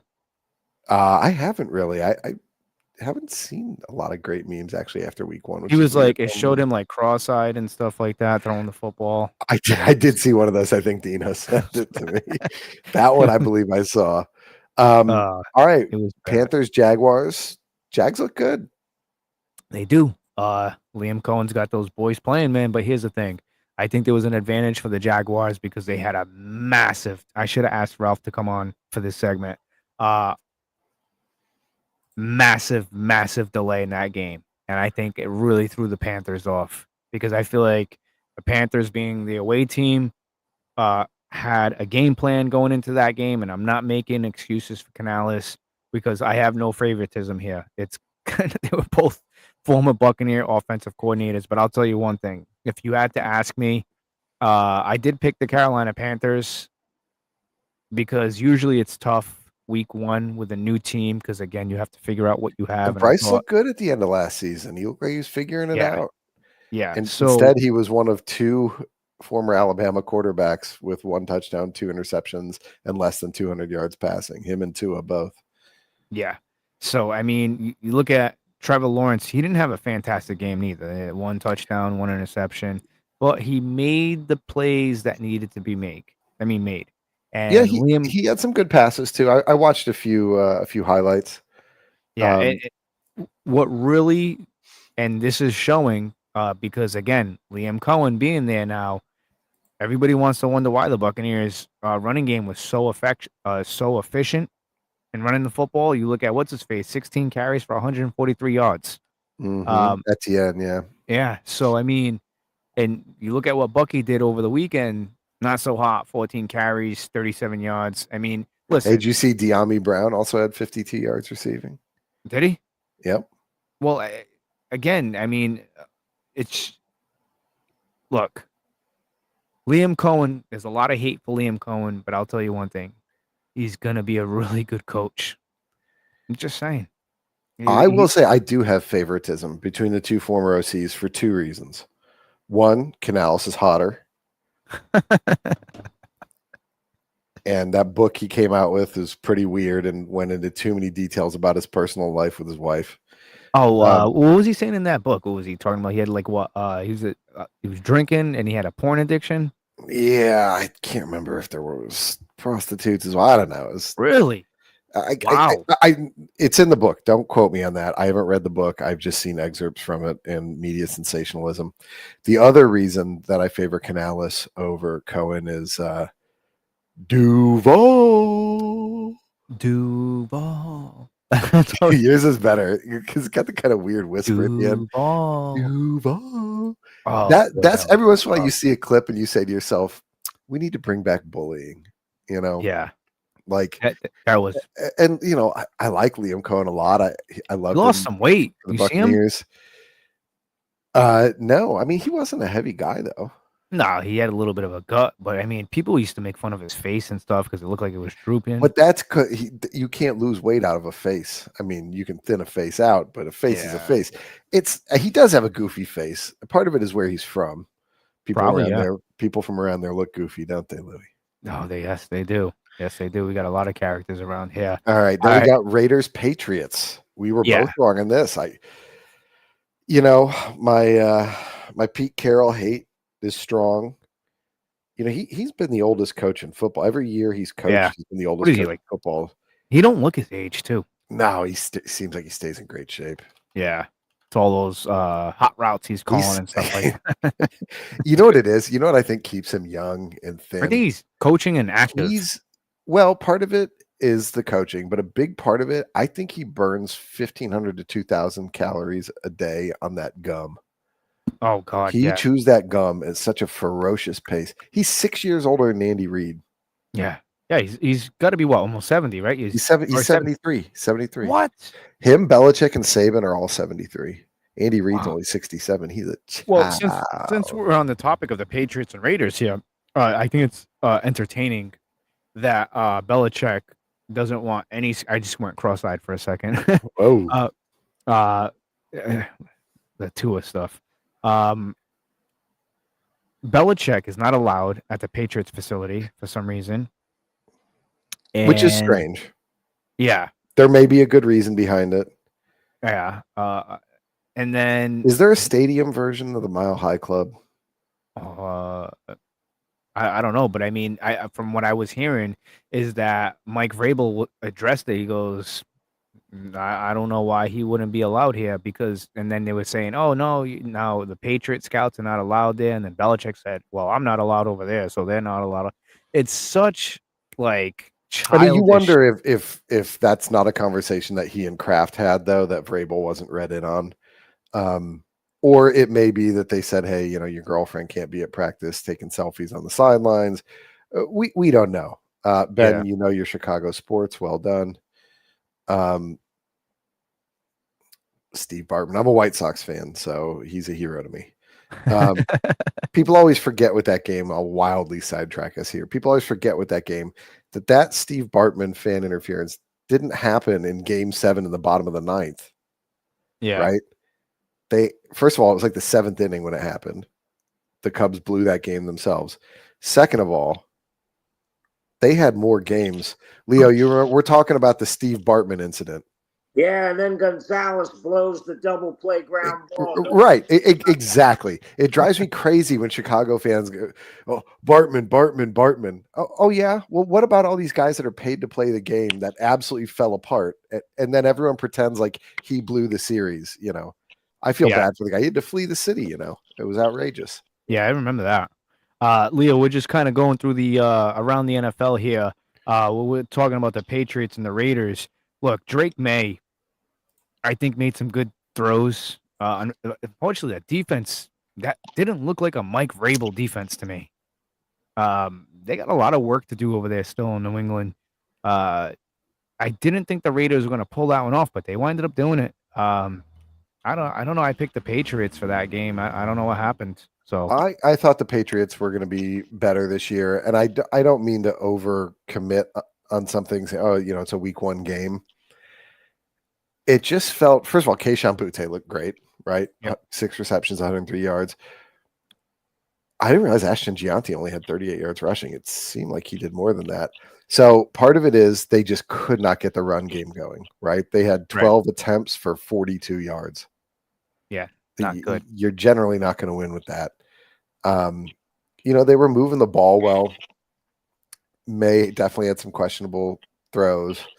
I thought the defense looked mostly good. I mean, they only gave up 20 points. It's not like they got one hung on them. Yeah, but there was some plays that they should have made, Jamie. But they only put up 3 points in the second half. I mean, you just can't expect to win like that. Yeah. I'm a Bears fan. Ask me how I know. Leo, being a Bears fan, did it surprise you that they lost? I just thought same old Chicago Bears. So, what did you think about that game when you were watching it? Because we were just talking about, what, we can skip some of these scores and let's go back to that Bears situation because that game to me, I thought the Bears had it, and then it just. Leo, are you familiar with Brett Krollman, the sports writer? Yeah. So he tweeted, I think it was either at the end of the first half or somewhere in the third quarter, this is a totally different type of sport than Bears fans are even used to seeing. And then at the end of the fourth quarter, he tweeted, never mind, same thing as usual. It just felt so familiar. Now, earlier in the podcast, I was telling Louie, because Louie and our friend Dino were texting me, oh, you guys might do it. You might come back. There's about 3 minutes left in the game. And I said, I'm turning off the game. I'm going to go into my office and just play a game on the computer and check some work emails, because I knew what was going to happen. You know, I've been watching this same game for 40 years. And you know what's funny? Everybody's hammering like the Baltimore Ravens for giving up double-digit leads in the fourth quarter. Guess what? When you look at the teams that have given it up, it's them, the Bills, the Chiefs. You got to be pretty darn good to be up double digits in the fourth quarter in the NFL. So, yeah. These are good teams. But I'll tell you what, Josh Allen just put on that cape and became Superman in that game. And I'll tell you what people need to look at. And Louis, the viewers, the listeners, they need to really pay attention now. Watch what Josh Allen did on those last 2 or 3 plays. He got in the shotgun, and all he did was push his back out about 3 or 4 steps. And when he saw the linebacker walk with him, he knew it was man. When he saw the linebacker sit there, he knew it was zone. Josh Allen knew the coverage before the snap. That was huge. Because, and then he dropped a couple dimes. And the worst thing that happened to Baltimore was they tackled Coleman. If Coleman would have ran in and scored, they'd have got the ball back for like 40 seconds. So is Coleman, is he a legit wide receiver 1 now? I'd say he's 1A. Okay. I like that. Yeah, I like that. Yep. Yeah, he's 1A. But I'll tell you what, that's a big old target, 6'5". Yeah. And he plays without fear. You can tell he loves the game. The way he plays, he's having fun out there. Oh yeah. Speaking of good targets, let me get your analysis here from what you saw from the Buccaneers Falcons. I mean, not the prettiest game, but a win is a win in the NFL. But there was a lot of good, a lot of bad, lots of ugly from the Tampa Bay Buccaneers. But Leo, what did you think when you saw Emeka Egbuka and the performance that he put on against the Atlanta Falcons? I think he's a future captain of this team. I think his play was unbelievable, and he made the plays that counted. But what's your take on this? Thank God they drafted him. Wow. It was wow moments. And again, people don't know this story. He wore number 2 at Ohio State. And when 2 became available, he took it. And they asked him when he was at Ohio State, why are you 2? You could be number 1. His answer was God's number 1, and 2 is the closest to him. Oh, wow. Wow. Yeah. Oh, yeah. This kid is special. I mean, yeah. I talk to people, I do football camps. Well, you know that. Yeah. We do one out in Seattle, and we do it at Pacific Lutheran in Tacoma, and he went to high school right out there. People still rave about the kind of kid he is. So it's phenomenal when you look at this, what he has accomplished in just one game. Yeah, I know, it's one game. Right. But I was happy to see the Bucs fight back. I think Michael Penix is the real deal. Yeah. He made plays that were like, you got to be kidding. He's unfazed on blitzes. Like a lot of quarterbacks crumble, and he's perfect. Like you can, and I said it. I went back when I was doing the pregame, and I talked about this throughout the week. I said the thing with Michael Penix is I understand Todd Bowles likes to blitz, but who better to read a blitz and not panic? I mean, I think his percentage in college was like one of the best. Like blitzes did not phase him, and it showed. And he kept his composure. He was poised. I'll tip my hat off to him. He played a fantastic game. Louis, I want you and your listeners to Google Michael Penix throw against Texas, and he throws it to McMillan. Texas blitzes.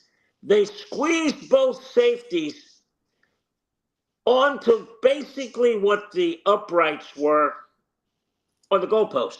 So they're not out in the hash marks. They're on basically the NFL hash marks. Right. He avoids the blitz and throws a laser to McMillan. It doesn't get more than 5 feet off the ground, and it goes about 30, 35 yards. It hits him between the 1 and the 1 on the goal line. And I go, there's NFL quarterbacks that can't make that throw. Yeah.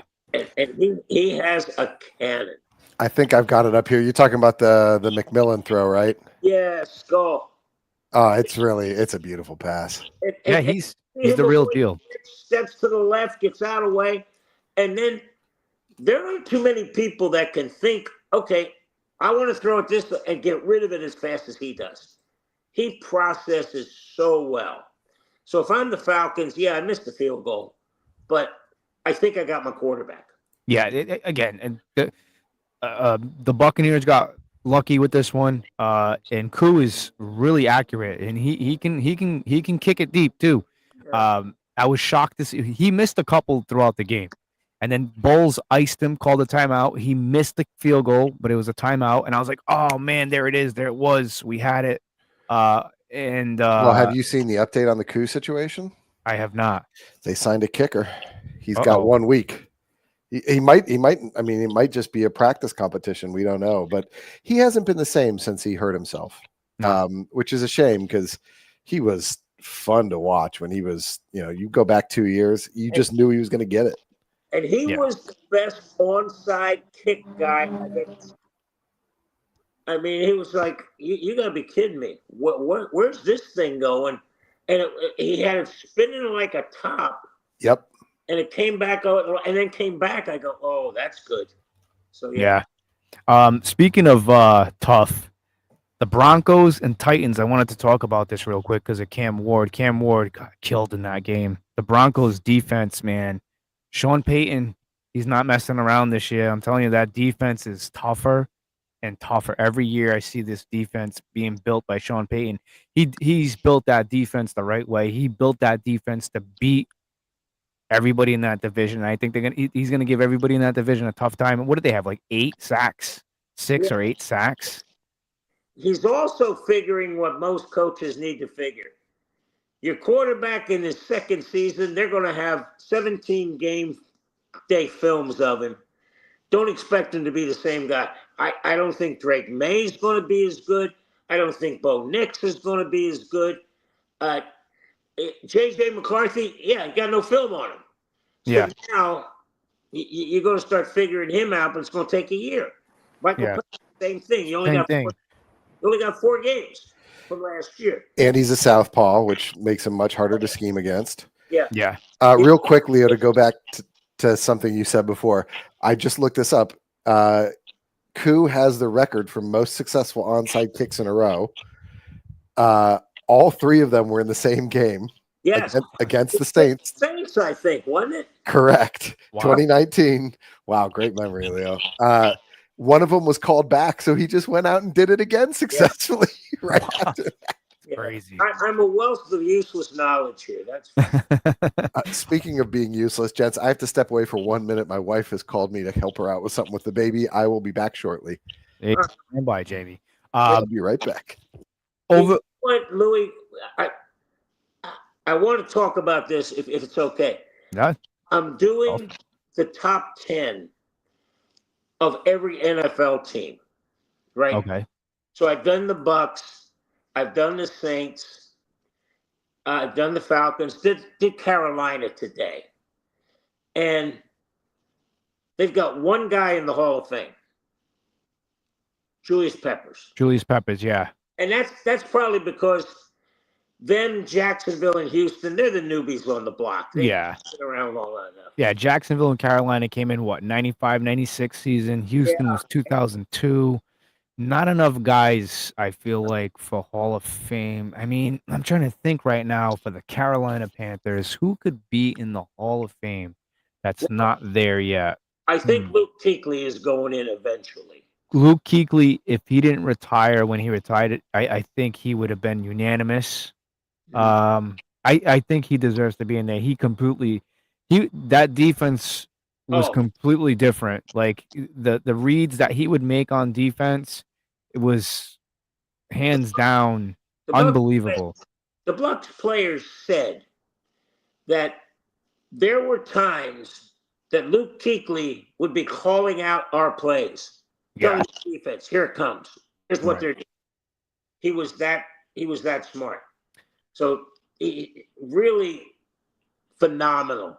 Right. Cam Newton, I don't know. Cam. that's again the hall of very good. But I'll tell you what, if people would have hit Tom Brady the way they were allowed to hit Cam Newton, they wouldn't have been suspended. They'd have been thrown out of the league. Yeah. The hits that he took that were allowed Yeah. were stupid.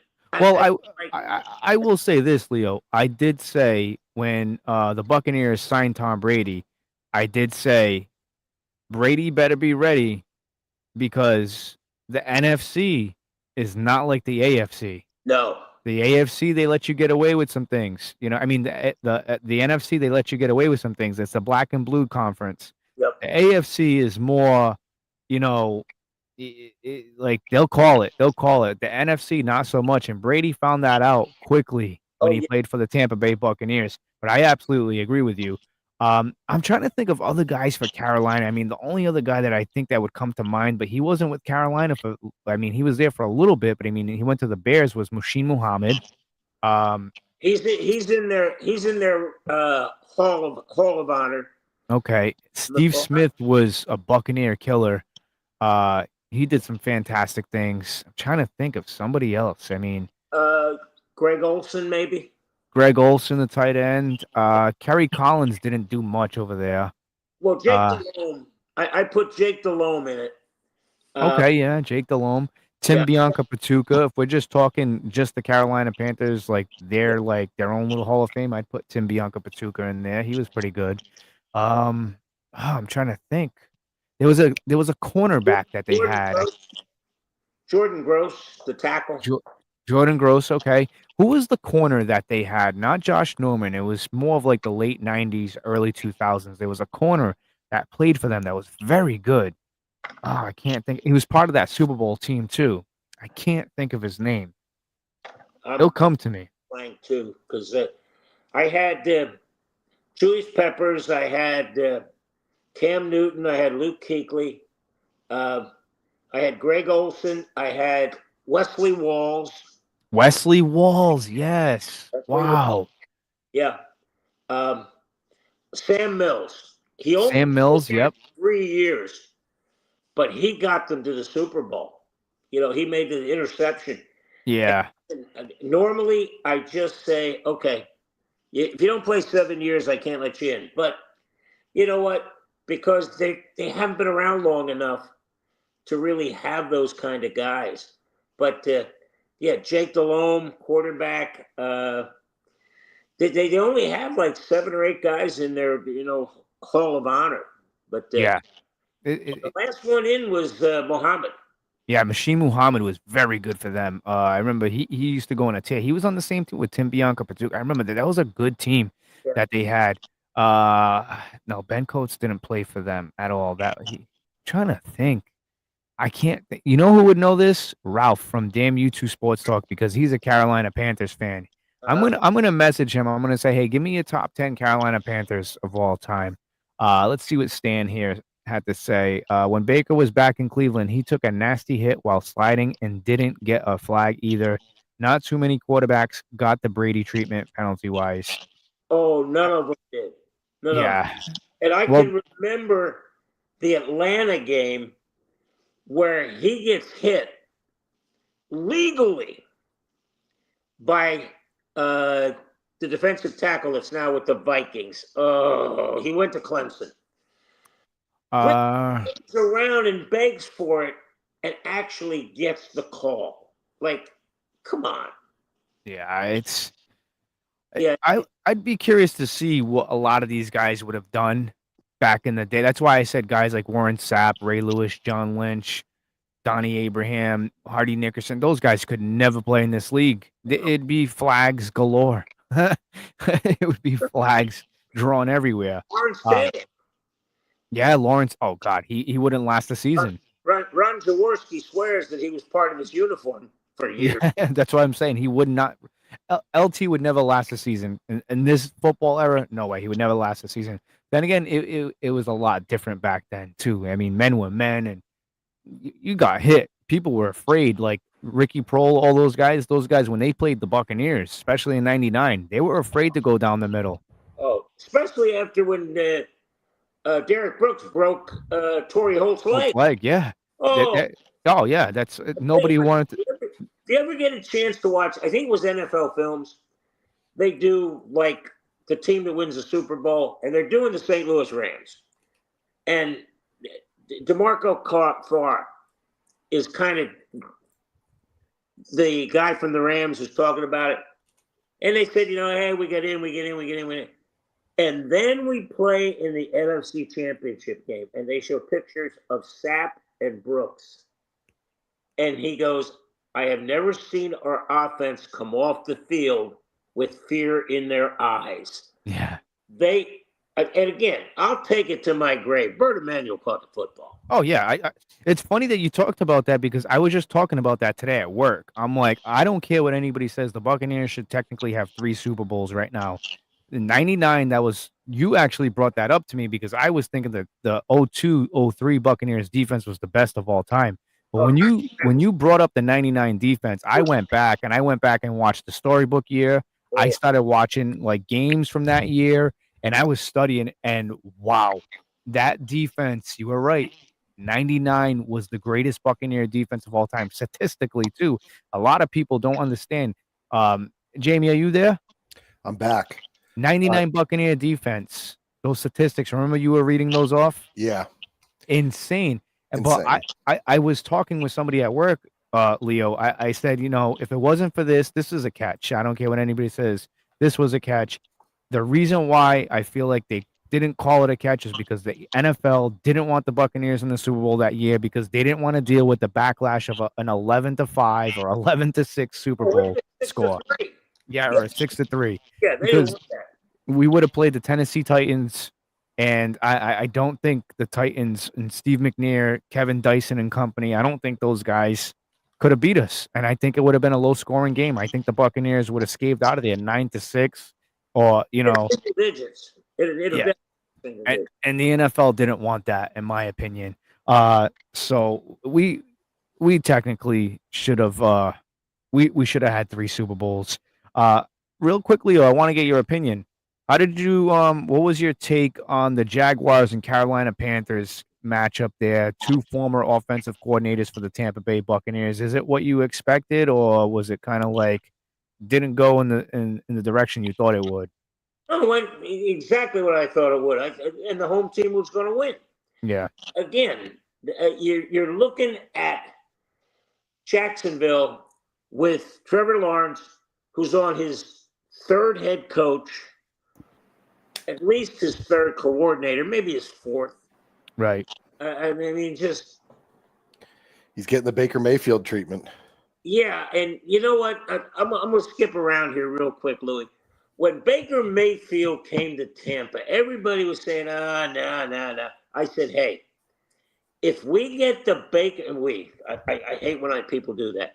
When the Bucs if they get the Baker Mayfield that was healthy in Cleveland, remember, this is a guy that walked in and demolished Pittsburgh in a playoff game, dropped a 50-burger on them in their home park, and was 1 play away from beating the Kansas City Chiefs. Oh, yeah, I remember that. That Baker Mayfield is who showed up here. And what scares me, and I cringe when he runs because he just doesn't know how to slide. Yeah. And you know what? That's all well and good. But, man, oh, man, somebody's going to take a shot at him. Yeah. And I know Teddy Bridgewater is there, but Bridgewater is the key. He would have to bridge water for a game or 2. Yeah. That's about it. After that, it gets ugly. So, oh, yeah. What's I got to ask you, from all the games this week outside of the Ravens and Bills, I thought was a fantastic game. what is some games that surprised you? Like, who surprised you this week? Because I mean, I get it. It's overreaction week one. People are calling for their head coaches to be fired. People are were saying crowning. week one was a must-win game. It's crazy. Well, I said that it was a must-win game for the Buccaneers. They had to establish a dominance against the Falcons. That was a division game. Yeah, you have to. Same thing, Minnesota. I was surprised Green Bay was that good, or Detroit was that bad. I don't understand it. But how about Cincinnati coming up with a defense Yeah. and holding the team to 16 when their offense really wasn't clicking? And again, I heard this on the radio the other day, and this makes so much sense. The NFL should not allow division games in September because teams aren't ready. Look at none of these teams. When you looked at teams in the fourth quarter, they were spent. You see guys falling on the ground, cramping up because they hadn't played a full game. Yeah. They shouldn't allow the first 4 games any division games. Then they should play from then on. But the fact that Green Bay's playing Minnesota, Tampa Bay is playing San Francisco. You talk about a team that really is decimated now. Oh man, yeah. Brock Purdy may not play. Kittle's out. Out. I mean, they're running out of bodies already. And again, I'm not a Shanahan fan, and I made that perfectly clear. He's cost 3 teams Super Bowls, 1 in Atlanta, 2 in San Francisco. Oh God, yeah. You know, just if he'd have run the ball against the Patriots after Julio Jones makes that catch on the 19-yard line, run, field goal, game over. But no, he decides to pass, gets a holding penalty, gets a sack. Yeah. And then out in San Francisco, he lets the clock run out because he doesn't want Garoppolo at the halftime to put his team in danger. Well, why is the guy in the game? Yep. No, that's and you can see John Lynch up in the press box. He's going timeout. I'm not a fan of Shanahan as well, and I've been saying this. Shout out to Tony at Craftmasters Barbershop here in Fall River. He's a big 49ers fan, and I keep telling him, I said, I think you guys are going to start off good, and you're going to fizzle out because Kyle Shanahan is not the answer for that team. The Super Bowl window over there for San Fran, I think, is already closed, and I think it is what it is. But to your point, Leo, I like what you said because I'm a fan of the division games on the back end. I like that to determine everything. But I agree with you. I don't think they should be played week one. I think the first 4 weeks of the season, you kind of sprinkle in those the Bucks play the AFC West last year. I think stuff like that, you kind of sprinkle in there. I think you shouldn't see a division opponent until the month of October, the first week of October. Absolutely, Louis. I concur wholeheartedly. For me, it's too many games and the divisions are predetermined because of week one. Because now you take a look at from what Jamie and myself were talking about early on in the show, the Bears, they're already behind in the division and it's week one. But that's, I mean, look, it's not 1 loss, it's 2 losses because what's the first tiebreaker? Head-to-head. Yeah. And so I saw a great tweet. Just have to go to Brazil to play. Yeah. That was nuts. I saw a great tweet, Leo, that I think you'd get a kick out of. It said, the one thing I took from the Bears-Vikings game is that neither of these teams has a chance against the Packers. And I was like, you know what? That's absolutely correct. It kind of didn't matter who won there because neither of those teams are ready for – I mean, the Packers are just – they were already going to be good. But adding Micah is – Well, we'll see. We'll see how that turns out. Leo, I wanted to show you. We showed the viewers earlier on the show the fantastic job that they did at Soldier Field here with the field.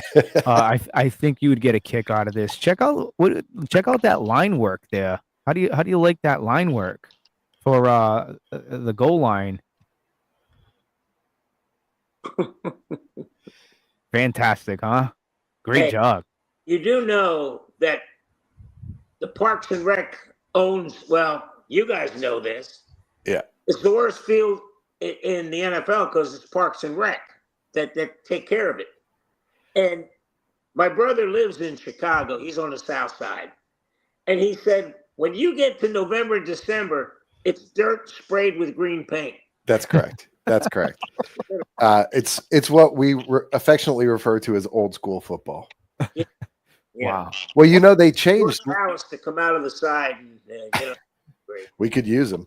In 2022, they actually changed the grass. It used to be a Kentucky bluegrass, but you remember players were always complaining, kickers especially, about how that grass would just come right up. You kick off at once. It was soft for the first quarter, but you don't know what divots you're stepping into after that. So they changed to some sort of hybrid thing. Leo, I said earlier in the podcast that I think a little bit of this is gamesmanship of the Bears saying, we need some money for our new stadium. Look at what a mess this thing is. Yeah. Now, where are they building that? Out in the suburbs, aren't they? Well, your answer is as good as mine because we're like, 2 years into this conversation. We do not know if it's going to be in Chicago or if it's going to be in Arlington Heights. Arlington Heights had passed a tax package to entice them in and basically say, hey, we'll save you $10, $20 million a year in taxes. But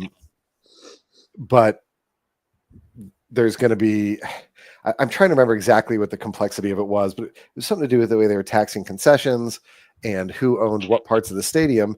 And the Bears came back and said, no, we actually want more. And everyone's surprised. Arlington Heights said, you know what? Fine. Good luck in the city. And so the Bears said, okay, we're going to open it in the city. And then, not to get political here, but the last couple of Chicago mayors, maybe not great for Chicago sports. And so the city basically said, yeah, well, we're not going to play ball either. So last I heard, the Bears are back to Arlington Heights. They're finalizing packages, but I'll believe it when everything's signed. Yeah. That's what I say with everything. Leo, real quickly, from everything that transpired week one, obviously I'm not buying into anything that happened week one. Like you said earlier, moments ago, a lot of these teams gassed out. A lot of these teams, they're not really ready to play because a lot of the starters don't really start in preseason because they're meaningless games for them. What are some things that you're not really buying into? Like with, like for me, the Vikings and the Bears, that was a game. A lot of people think that the Bears are still the Bears. I don't think so. I think they're going to be better than that. Again, this is a new head coach, a new system for Caleb Williams. So I'm not really buying into them being bad. I think that division is going to be the weirdest division in football because the NFC North, you have the Packers. Obviously, they just made a big splash for Micah Parsons. I'm not buying into the Packers just yet. And then you have the Bears, who have greatly improved. Unfortunately, they lost. And you have the Vikings. I'm not big on McCarthy yet. I got to see more out of him.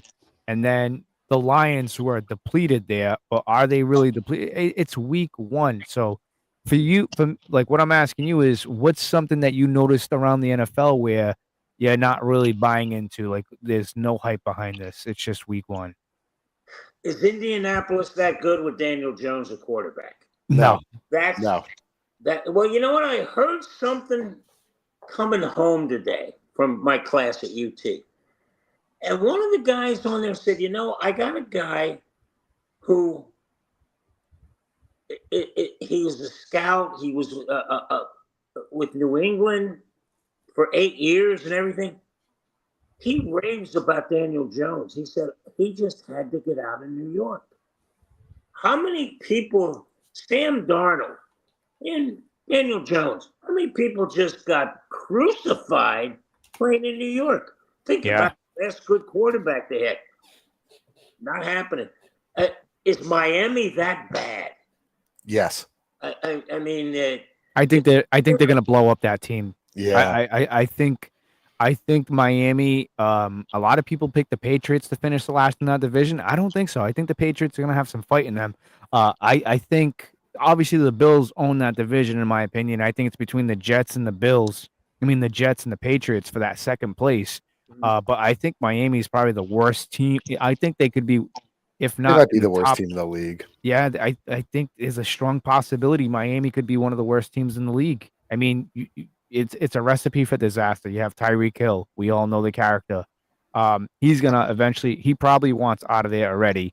But Tua's brain is just, and Scrambled. I'm a Bama fan. I love Tua, but him choosing not to wear the extra protection on the helmet after, I mean, God, how much can one man take?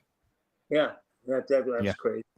So Well, I mean- actually, so I don't know. Do you know who Aaron Schatz is? Do you read any of his stuff, Leo? The guy who does the DVOA advanced stats.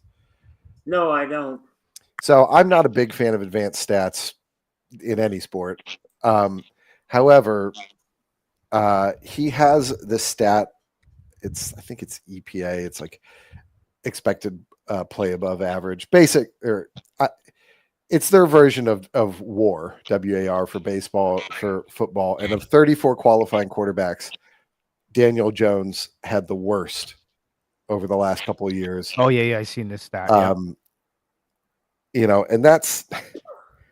it's just like baseball. Guys are who they are. It's very, very, very rare that someone wakes up one day. Sure, you have Gino who sort of figured it out. But you don't see a lot of guys at this point go, oh, wait a minute, I get it. It's funny because you can probably go both sides of the coin on this. Baker Mayfield, Geno Smith, Sam Darnold. Yeah, but Baker was good at Cleveland. People forget, and Louis and I talk about this a lot. Yeah, he wasn't as good as he is now, but them moving on from him was the most boneheaded move. Cleveland when he was healthy. I mean, think about this. He's winning with the teams at Cleveland. Yeah. He I think was, I'm trying to remember the stat on this, but I believe he was the first quarterback to eclipse Ben Roethlisberger for most wins in the Browns stadium. Yeah. Which is crazy. Yeah. Oh, that's funny. Yeah. That's how bad they were. You remember true. the Hugh Jackson years and all that. You're talking about, guys going 2 years with combined 2 wins at home. Yeah, that's a real stat. Yeah, but going back to Daniel Jones, I don't know. I think he showed potential with the Giants. I just think he that had maybe 1 year. He had 1 year. Yeah, but here's the thing. Maybe it's just New York in general. Maybe you're right, Leo. It's a tough place to play. Yeah, I mean, no doubt about it. Yeah, maybe it's just New York. Maybe it's just the environment, the atmosphere. Maybe it's just the organizations itself. I mean, I don't know. I think the Jets are going to be much better. But I mean, what's going to happen when Justin Fields throws a pick six or whatever? They're going to. Yeah, but the Jets are so used to it. They expect it. They've been bad for so long. But when was the last time they were in the AFC Championship? I know Leo knows the answer to this. Early 2000s has to be, right? Who was their quarterback? He's a Bears legend.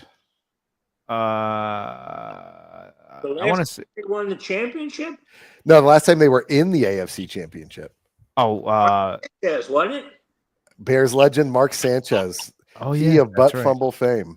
That was was that 2009? You know what a crazy stat is there? I think Keyshawn Johnson had a touchdown catch and an interception. Really?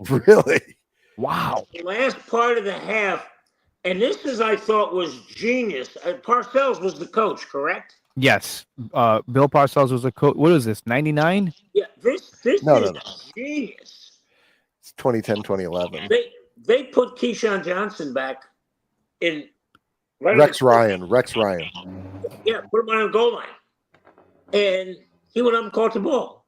I said, wow. My God, put Mike Evans back there. I would put my tallest receiver back there and tell all the DBs, beat the hell out of the guys coming down the field and let's go. You go catch the ball.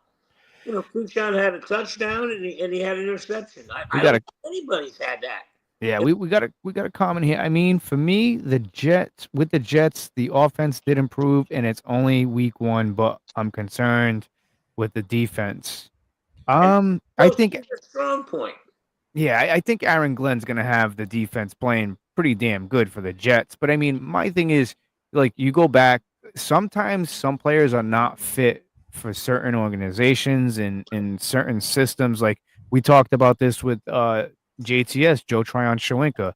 The kid's got a lot of talent. He showed a lot of promise with the Buccaneers, but he couldn't execute well. Maybe it's just the wrong system. He's a 3-4 guy. Yeah, exactly. Yeah. So now with the Browns, I mean, I don't have his stats in front of me. Maybe he'll do better with the Browns. But I mean, a guy like Daniel Jones, we do see this a lot. We see this early on in the season, Jamie and Leo. There's this one guy, he lights the world on fire, and then we come back down to reality. Will that be Daniel Jones? Maybe. He could be not. the next Anthony Richardson. Yeah, he could. By the way, that stat I mentioned of the 34 quarterbacks, Anthony Richardson did qualify, and he was better than Daniel Jones, Oh, wow. including those really bad. Wow. So, Leo pulled such an incredible piece of trivia out there. I was back and forth on whether or not I wanted to ask this trivia question on air. I've been thinking about this stat for I think since Sunday, and this is crazy. There is only one time, and it's last year and right now, that there have been 5 starting quarterbacks from one college in the NFL. What is it? This is the first time in NFL history, last year and currently, that there have been 5 starting quarterbacks from one school. Starting quarterback. What's that? Alabama? It's not Bama. Hold on.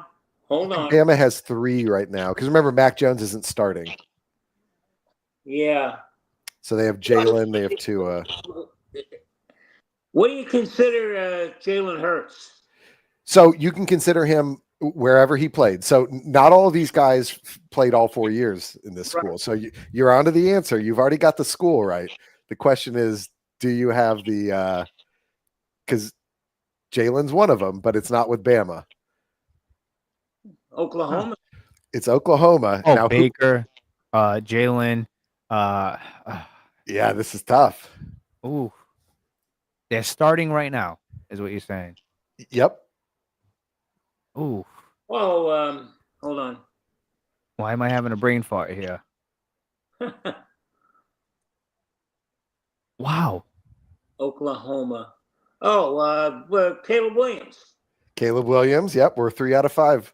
We got 2 left. Oh Lord. One guy's in the division. It's not Michael Penix. Nope. I think he was at Washington all the way. Right? Washington, yeah, all the way. And it's not the guy at Carolina either. Nope, he was Bama all the way through. Yeah. So that leaves New Orleans. Oh, Ritter. Rattler, yeah. Rattler, Rattler. There's one left, and he might be the most, behind Baker, probably the second most famous from the school. Why do I feel like I know this? West. NFC or AFC? NFC. The guy with the Cardinals. Yep. Yeah. Kyler Murray. Kyler Murray, the world's most successful toddler. Most successful toddler. Leo, I Look up the pass he makes. I don't know how he did this. He's rolling left, throws it 50 yards as he's going out of bounds. Wow. Oh, yeah. I seen that. You gotta see this because I can't believe. And then the guy from Clemson who made the one-handed catch with the Ravens the other night. Oh, yes. He was with Kansas City last year. Oh, why am I drawing it? But you got to see DeAndre Hopkins. Yes, Andre Hopkins, and it was against the Bills. Google that throw. Not only does he have to torque his body to come back, he's running left and torques it and throws it. Only a guy who had played baseball. Yes, absolutely. Yeah. Yeah. Hey, Louie, I got to get some dinner in me. It's been a long night. I bet. It was good to see you back here on the Frozen Pirate podcast. Leo, it's a brand new season. I'm excited. I'd love to hear your input. Let everybody know what they can find you, where they can find you, and what do you got going on? Hey, go to YouTube, Amped Up Sports. I put up a daily video.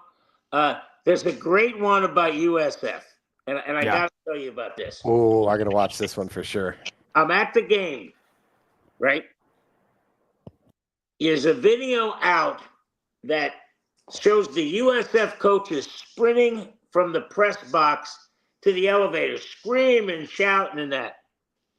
They get on the elevator and they break it. They can't get out of the elevator. No. Oh, yeah. I'm the only one who saw this. So, I mean, it's like 10 guys in there screaming and shouting, we got to get going. They had to get a guy up, just like the movies. He had to get the Allen wrench in there, open it up. They come out and start sprinting down the stairs. Wow. And I asked Coach Gordon today, the offense coordinator, I said, Coach, what was it like being stuck in the elevator? And he looked at me like, oh, no. Somebody found busted. You got to go see that. Hey, everybody listen, just go to YouTube and look for USF Bulls OC Joel Gordon and listen to this and look at his face. It was like when I asked him, he just went. It's one of my biggest fears to get stuck in an elevator. Oh, and these were big men. And it was funny. He said, we probably caused it because we were jumping up. They were jumping up and down. Oh, yeah. But, most definitely. Yeah. I'm going to try to go to Miami. I'm still waiting to hear from them so they can give us a credential. But that's the plan, to go down to Miami. And the Bucs play on Monday night. And I'll tell you what, that defense is going to be a little bit tougher than what they saw in Atlanta. I'm picking the Buccaneers for that one. I think there's a receipt for them from what happened the first time in C.J. Stroud's rookie year when he beat the Buccaneers. It was like 38-32 or something. Yeah, it was a close one. I don't think Baker and company and Todd Bowles are going to let that one slide again. I think they're going to play a little bit better. The Buccaneers just have to survive these next couple of weeks without Tristan Wirfs. They have to be road warriors, and they come back home to the Jets. But I'll tell you what, Antoine Winfield Jr. made a hell of a play to help them seal that win. So I'm looking forward to this game next week. Guys, Leo, we'll talk to you then. As always, thank you, Leo. Care, Leo's awesome. I love Leo. Great guy. He's like my favorite guy in sports. He really is. Incredible stories. I love having someone, because I love this obscure trivia stuff. I love having someone that I can just throw stuff at, and even if he doesn't get all of it, he's just a walking encyclopedia. Yeah, the guy's incredible. Yeah. All right. Before we wrap this up, we got to get into. You want to do predictions real quick? Just kind of tear through them. Yeah. All right. So tomorrow night we got Commanders at Packers. Ooh, it's a good one. Packers. It's a good one. Packers. You know what? I'll go. It's a really good game, but it's in Green Bay. Yeah. Sorry, Dino, but no, I feel like if I go with the Packers, I'm gonna be wrong. I'm gonna go with the Commanders. I think Jaden. I'm rooting for the Commanders big time, as you can imagine. But yeah, I think I'm gonna go with Jaden Daniels and the Commanders. I hope so. So Browns at Ravens. Joey Flacco's first game back at the Ravens, actually, as a starting quarterback, which is crazy because he's been off the team for a few years. I think there's just no world in which Ravens don't win this game after that tough loss. And I think Derrick Henry does bad things to an otherwise very good defense. Okay. I guess I have to do my bold prediction right now, right? Wow. I'm gonna take the Browns. So far. Yeah, I'm gonna take the Browns against the Ravens. My upset pick. There you go. We got Jags at Bengals. I'm taking Bengals. Jags look good, but I'm gonna take the Jaguars. Yeah. All right, we got Giants at Cowboys. This has got to be Cowboys, right? Cowboys actually looked good. Giants did not. No. Yeah, I'm gonna take the Cowboys too, just because the Giants. I don't even know why they still have the same GM and the same coach. Oh God, I couldn't. When they didn't fire Daboll last year, I was like, same thing like Stan always says with Peterman. Like, does he have someone's family in his basement? Yeah. How are you not getting fired here? There's some blackmail going on up there. Oh, dude. Bears at Lions. This is my upset pick. I think the Bears are going to win this game. Yeah. I don't know why. I get a funny feeling they're going to win this game. I think the Bears are going to win this game as well, just because I don't think week one defined them, just like a lot of teams in the NFL. Again, it's week one. And I hate the fact that these division games, that, like Leo said, he brought up a great point.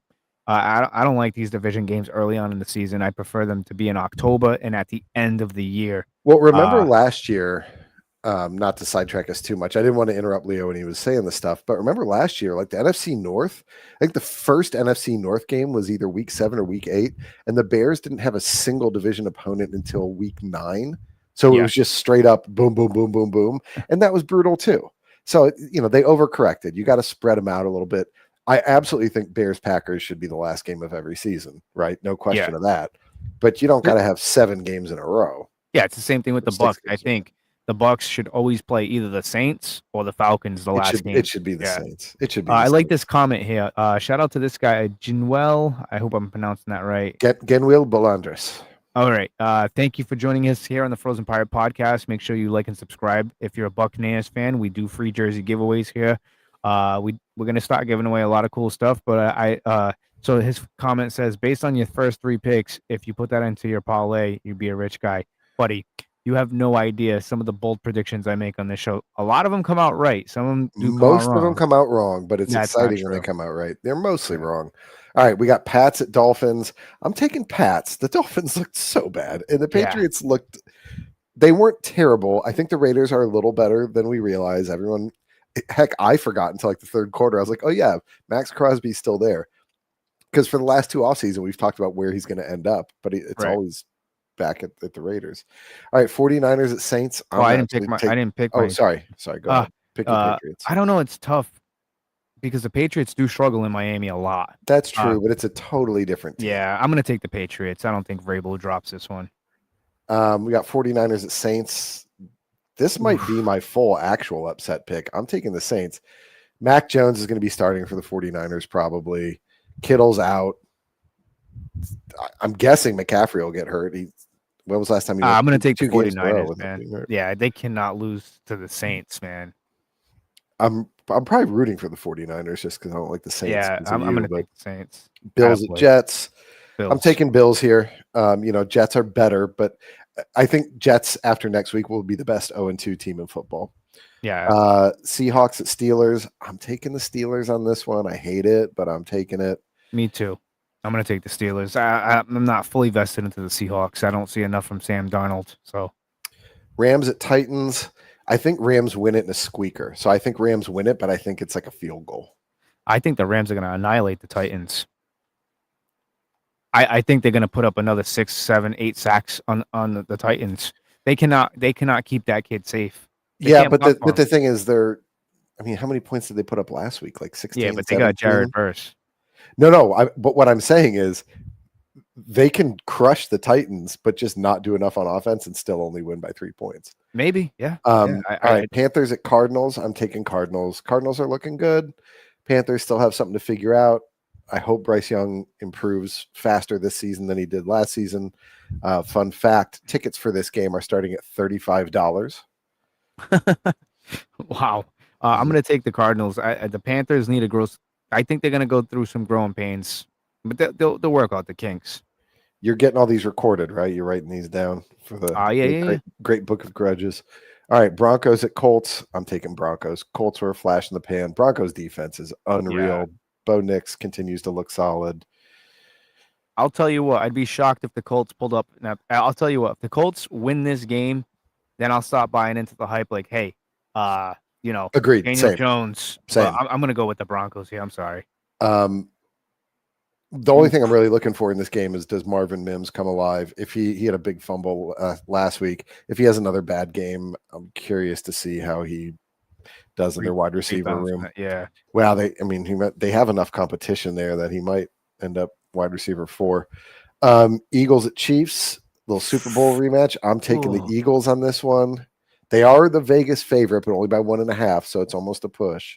I'm going to take the Chiefs here. I think they really want that Super Bowl victory back. Obviously, it's not going to mean anything because you lost the Super Bowl. I'm going to take the Chiefs here. I don't think the Chiefs go 0-2. If they go 0-2, boy, we got problems. Yeah, and I think, the Eagles showed some weaknesses last week. However, presumably they'll have Jalen Carter back. These tickets, by the way, are starting at $230. Yeah. Falcons at Vikings. I'm taking the Falcons. The Vikings looked really bad against us. Even when they beat us, the part of the game where they beat us, that was because of how bad the Bears were, not because of how good the Vikings were. And I think the Falcons are on the road to being legit. They're not there yet, but they're on the road. I think this is an interesting matchup between these two young quarterbacks. I mean, technically, these are both their rookie years. Not technically. You don't get to redshirt in the NFL. So J.J. McCarthy is not a rookie in that. Well, it's his technically. It's his second game. Yeah. I don't know. This is tough. Maybe it's going to end in a tie. No, I'm kidding. I hate to say this, but Michael Penix looked good against the Buccaneers, so I'm gonna take Michael Penix and the Falcons. You remember what I've said every week since he was drafted. Michael Penix was the best pure passer in that draft. Yeah. Bucks at Texans. I hate this. I'm taking the Texans. I think they're going to be really tricky. I'm obviously rooting for the Bucks, and hoping that I'm wrong, but I just feel like this is kind of a trap game. Actually, wow, Texans are Vegas favorites, 2.5 points. Yeah, I mean, I get it. I'm gonna take the Buccaneers just because I don't think Todd Bowles lets CJ Stroud. I mean, technically, the Buccaneers should have beat him before in his rookie year. They didn't. We all saw what happened. I don't think he does it 2 times. I think the Buccaneers go in there, and I think they're finally going to get off to a fast start. And I don't really want to ruin the pregame show, but I think Mike Evans is going to get going because he's coming home. So I mean, well, close to home. But I'm telling you right now, I would take the over on Mike Evans with 100 receiving yards in this game. And also, fun fact about Michael Penix: do you know what he said about the Tampa Bay Buccaneers growing up in Tampa? What's that? He did not like the Buccaneers because he didn't want to be associated with a loser. It's like the opposite of you with the Patriots. That was good. I like that. I'm not even mad at that one. That was a good one. I didn't mean it as a shot. I just, sometimes people are they would- contrarian fans, and you were kind of a contrarian fan. Yeah, but that was good though. I like that because the Patriots were so good. You didn't want to be associated with a winner. Yeah. Yep. All right, last game, the Monday night 10 o'clock game, Chargers at Raiders. It's got to be Chargers. Yeah, that's going to be a good division game. I'm not going to lie. I probably won't be up for it. But and this isn't really a Raiders home game yet. When do they get home field advantage? Right. This, the Raiders ever get like I don't. Well, I don't. It's in Oakland they would, right? But they're not. They haven't built up that rabid fan base there, and Vegas. People go to those games to gamble and drink and do have something fun to do. They're not going. Tickets are starting at $240 for this, and it's not because people are that excited for Pete Carroll and Ashton Gianti. Well, I mean, if it was against, I don't know. The Chargers. I'm going with the Chargers. They look good, man. They're for real. I think so. I think they're a legitimate contender this year. I would not be surprised to see them in the Super Bowl. Which is, you remember before last year, they just completely dynamited their entire wide receiver core. They brought back Keenan Allen, who spent a year with the Bears. And he figured it out right away. Had a fantastic first game back. Quentin Johnson looked fantastic. I think he had like 102 yards, 2 touchdowns, 107 yards, something like that. And that's against a pretty good Chiefs defense. Let's not forget the Chargers have Joe Alt, who looked phenomenal. Oh, yeah. Oh, God, yeah. I watched a ton of his highlights. He had one play where he sort of got beat. I think he misunderstood the assignment, and he went to go inside, and he was supposed to pop outside. He popped off his man, gets out to the defensive end, gets an arm back. Not a hold, but his arms are so freaking long. He reaches back and gets the hand into his chest, buys just enough time for Herbert to get the pass off and get them a first down. It's like, wow, the one play of the game that he really got beat on, he still didn't get beat. Yeah. He looked good. It's going to be an interesting week too. We're going to start to see where the balance of power in the NFL lies. I think the power rankings are out, and they had some places had the Buccaneers at 6, one had 11th, the other had 12. Listen, it's way too early for any of that. With final thoughts here, Buccaneer fans, listen, way too early to talk about firing Todd Bowles. A lot of these guys, they're still working some kinks out. There's some injuries on the Buccaneers. They're just trying to see what works. They moved Graham Barton to the left tackle. I don't know if you've seen that, Jamie. Nobody knew about that. They kept that which under is wraps. where he played in college, right? Yeah. So, I mean, like I said, I'm looking forward to the second week of football. It's nice because I can actually relax and really watch all the games because the Buccaneers are on primetime. And you know how I feel about primetime, but my kids are too young. I don't get to relax and watch anything. But yeah. Well, Cody goes to bed at a reasonable time now. I'll tell you what, I meant to share this. I thought this would be a fun thing to share on the podcast. We were driving home from the airport. Got home in time to catch the second half of the Bears game. We were flying back from Arizona. Yeah.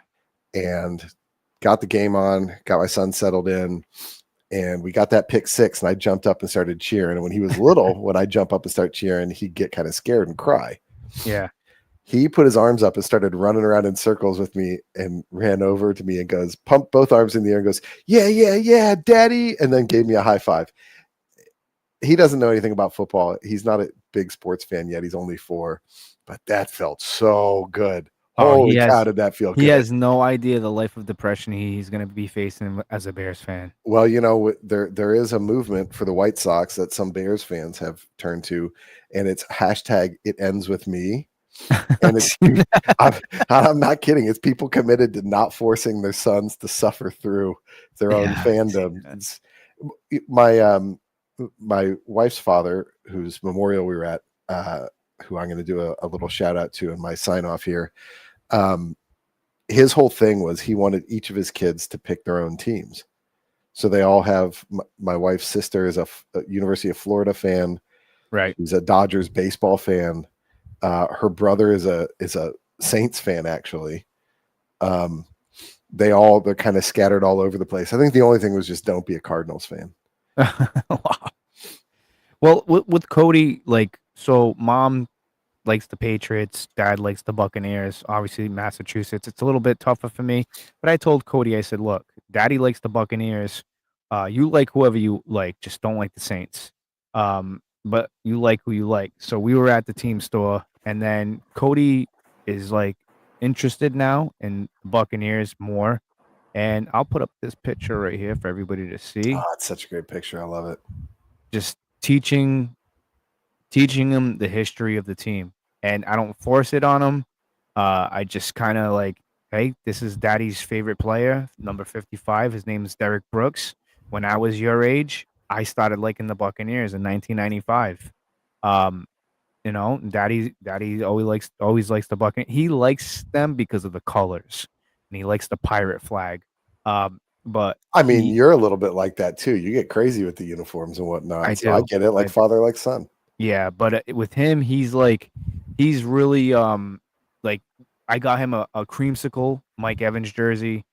He really likes Mike Evans. He's always you have a more complicated relationship with the creamsicle jerseys than with any woman you've ever dated in your life. Well, here's my take on the creamsicle jerseys, and this will be my final thoughts. The creamsicle jerseys, I like them to wear because it's a tradition, it's a history. I think the Buccaneers have one of the greatest histories in all of the NFL, considering how they started. We're the only team to be 0-26 to start the first 2 years. And I kind of like that, from where we came from to where we are now. And for a long time, we were really bad. And then we got really good. And then we got really bad, like the past before Brady, the dark era, like when John Gruden blew the team up, whatever. But now it's really good. And, I love those creamsicle jerseys. I just don't want to see them on Sundays. I don't. I like the white creamsicle jersey. I'm okay with, but it's just when I look at those creamsicle jerseys on a Sunday, I just feel like we're gonna lose. Kind of like how when you seen the last 3 minutes. No, I've already seen this. I'm just gonna go do my own thing.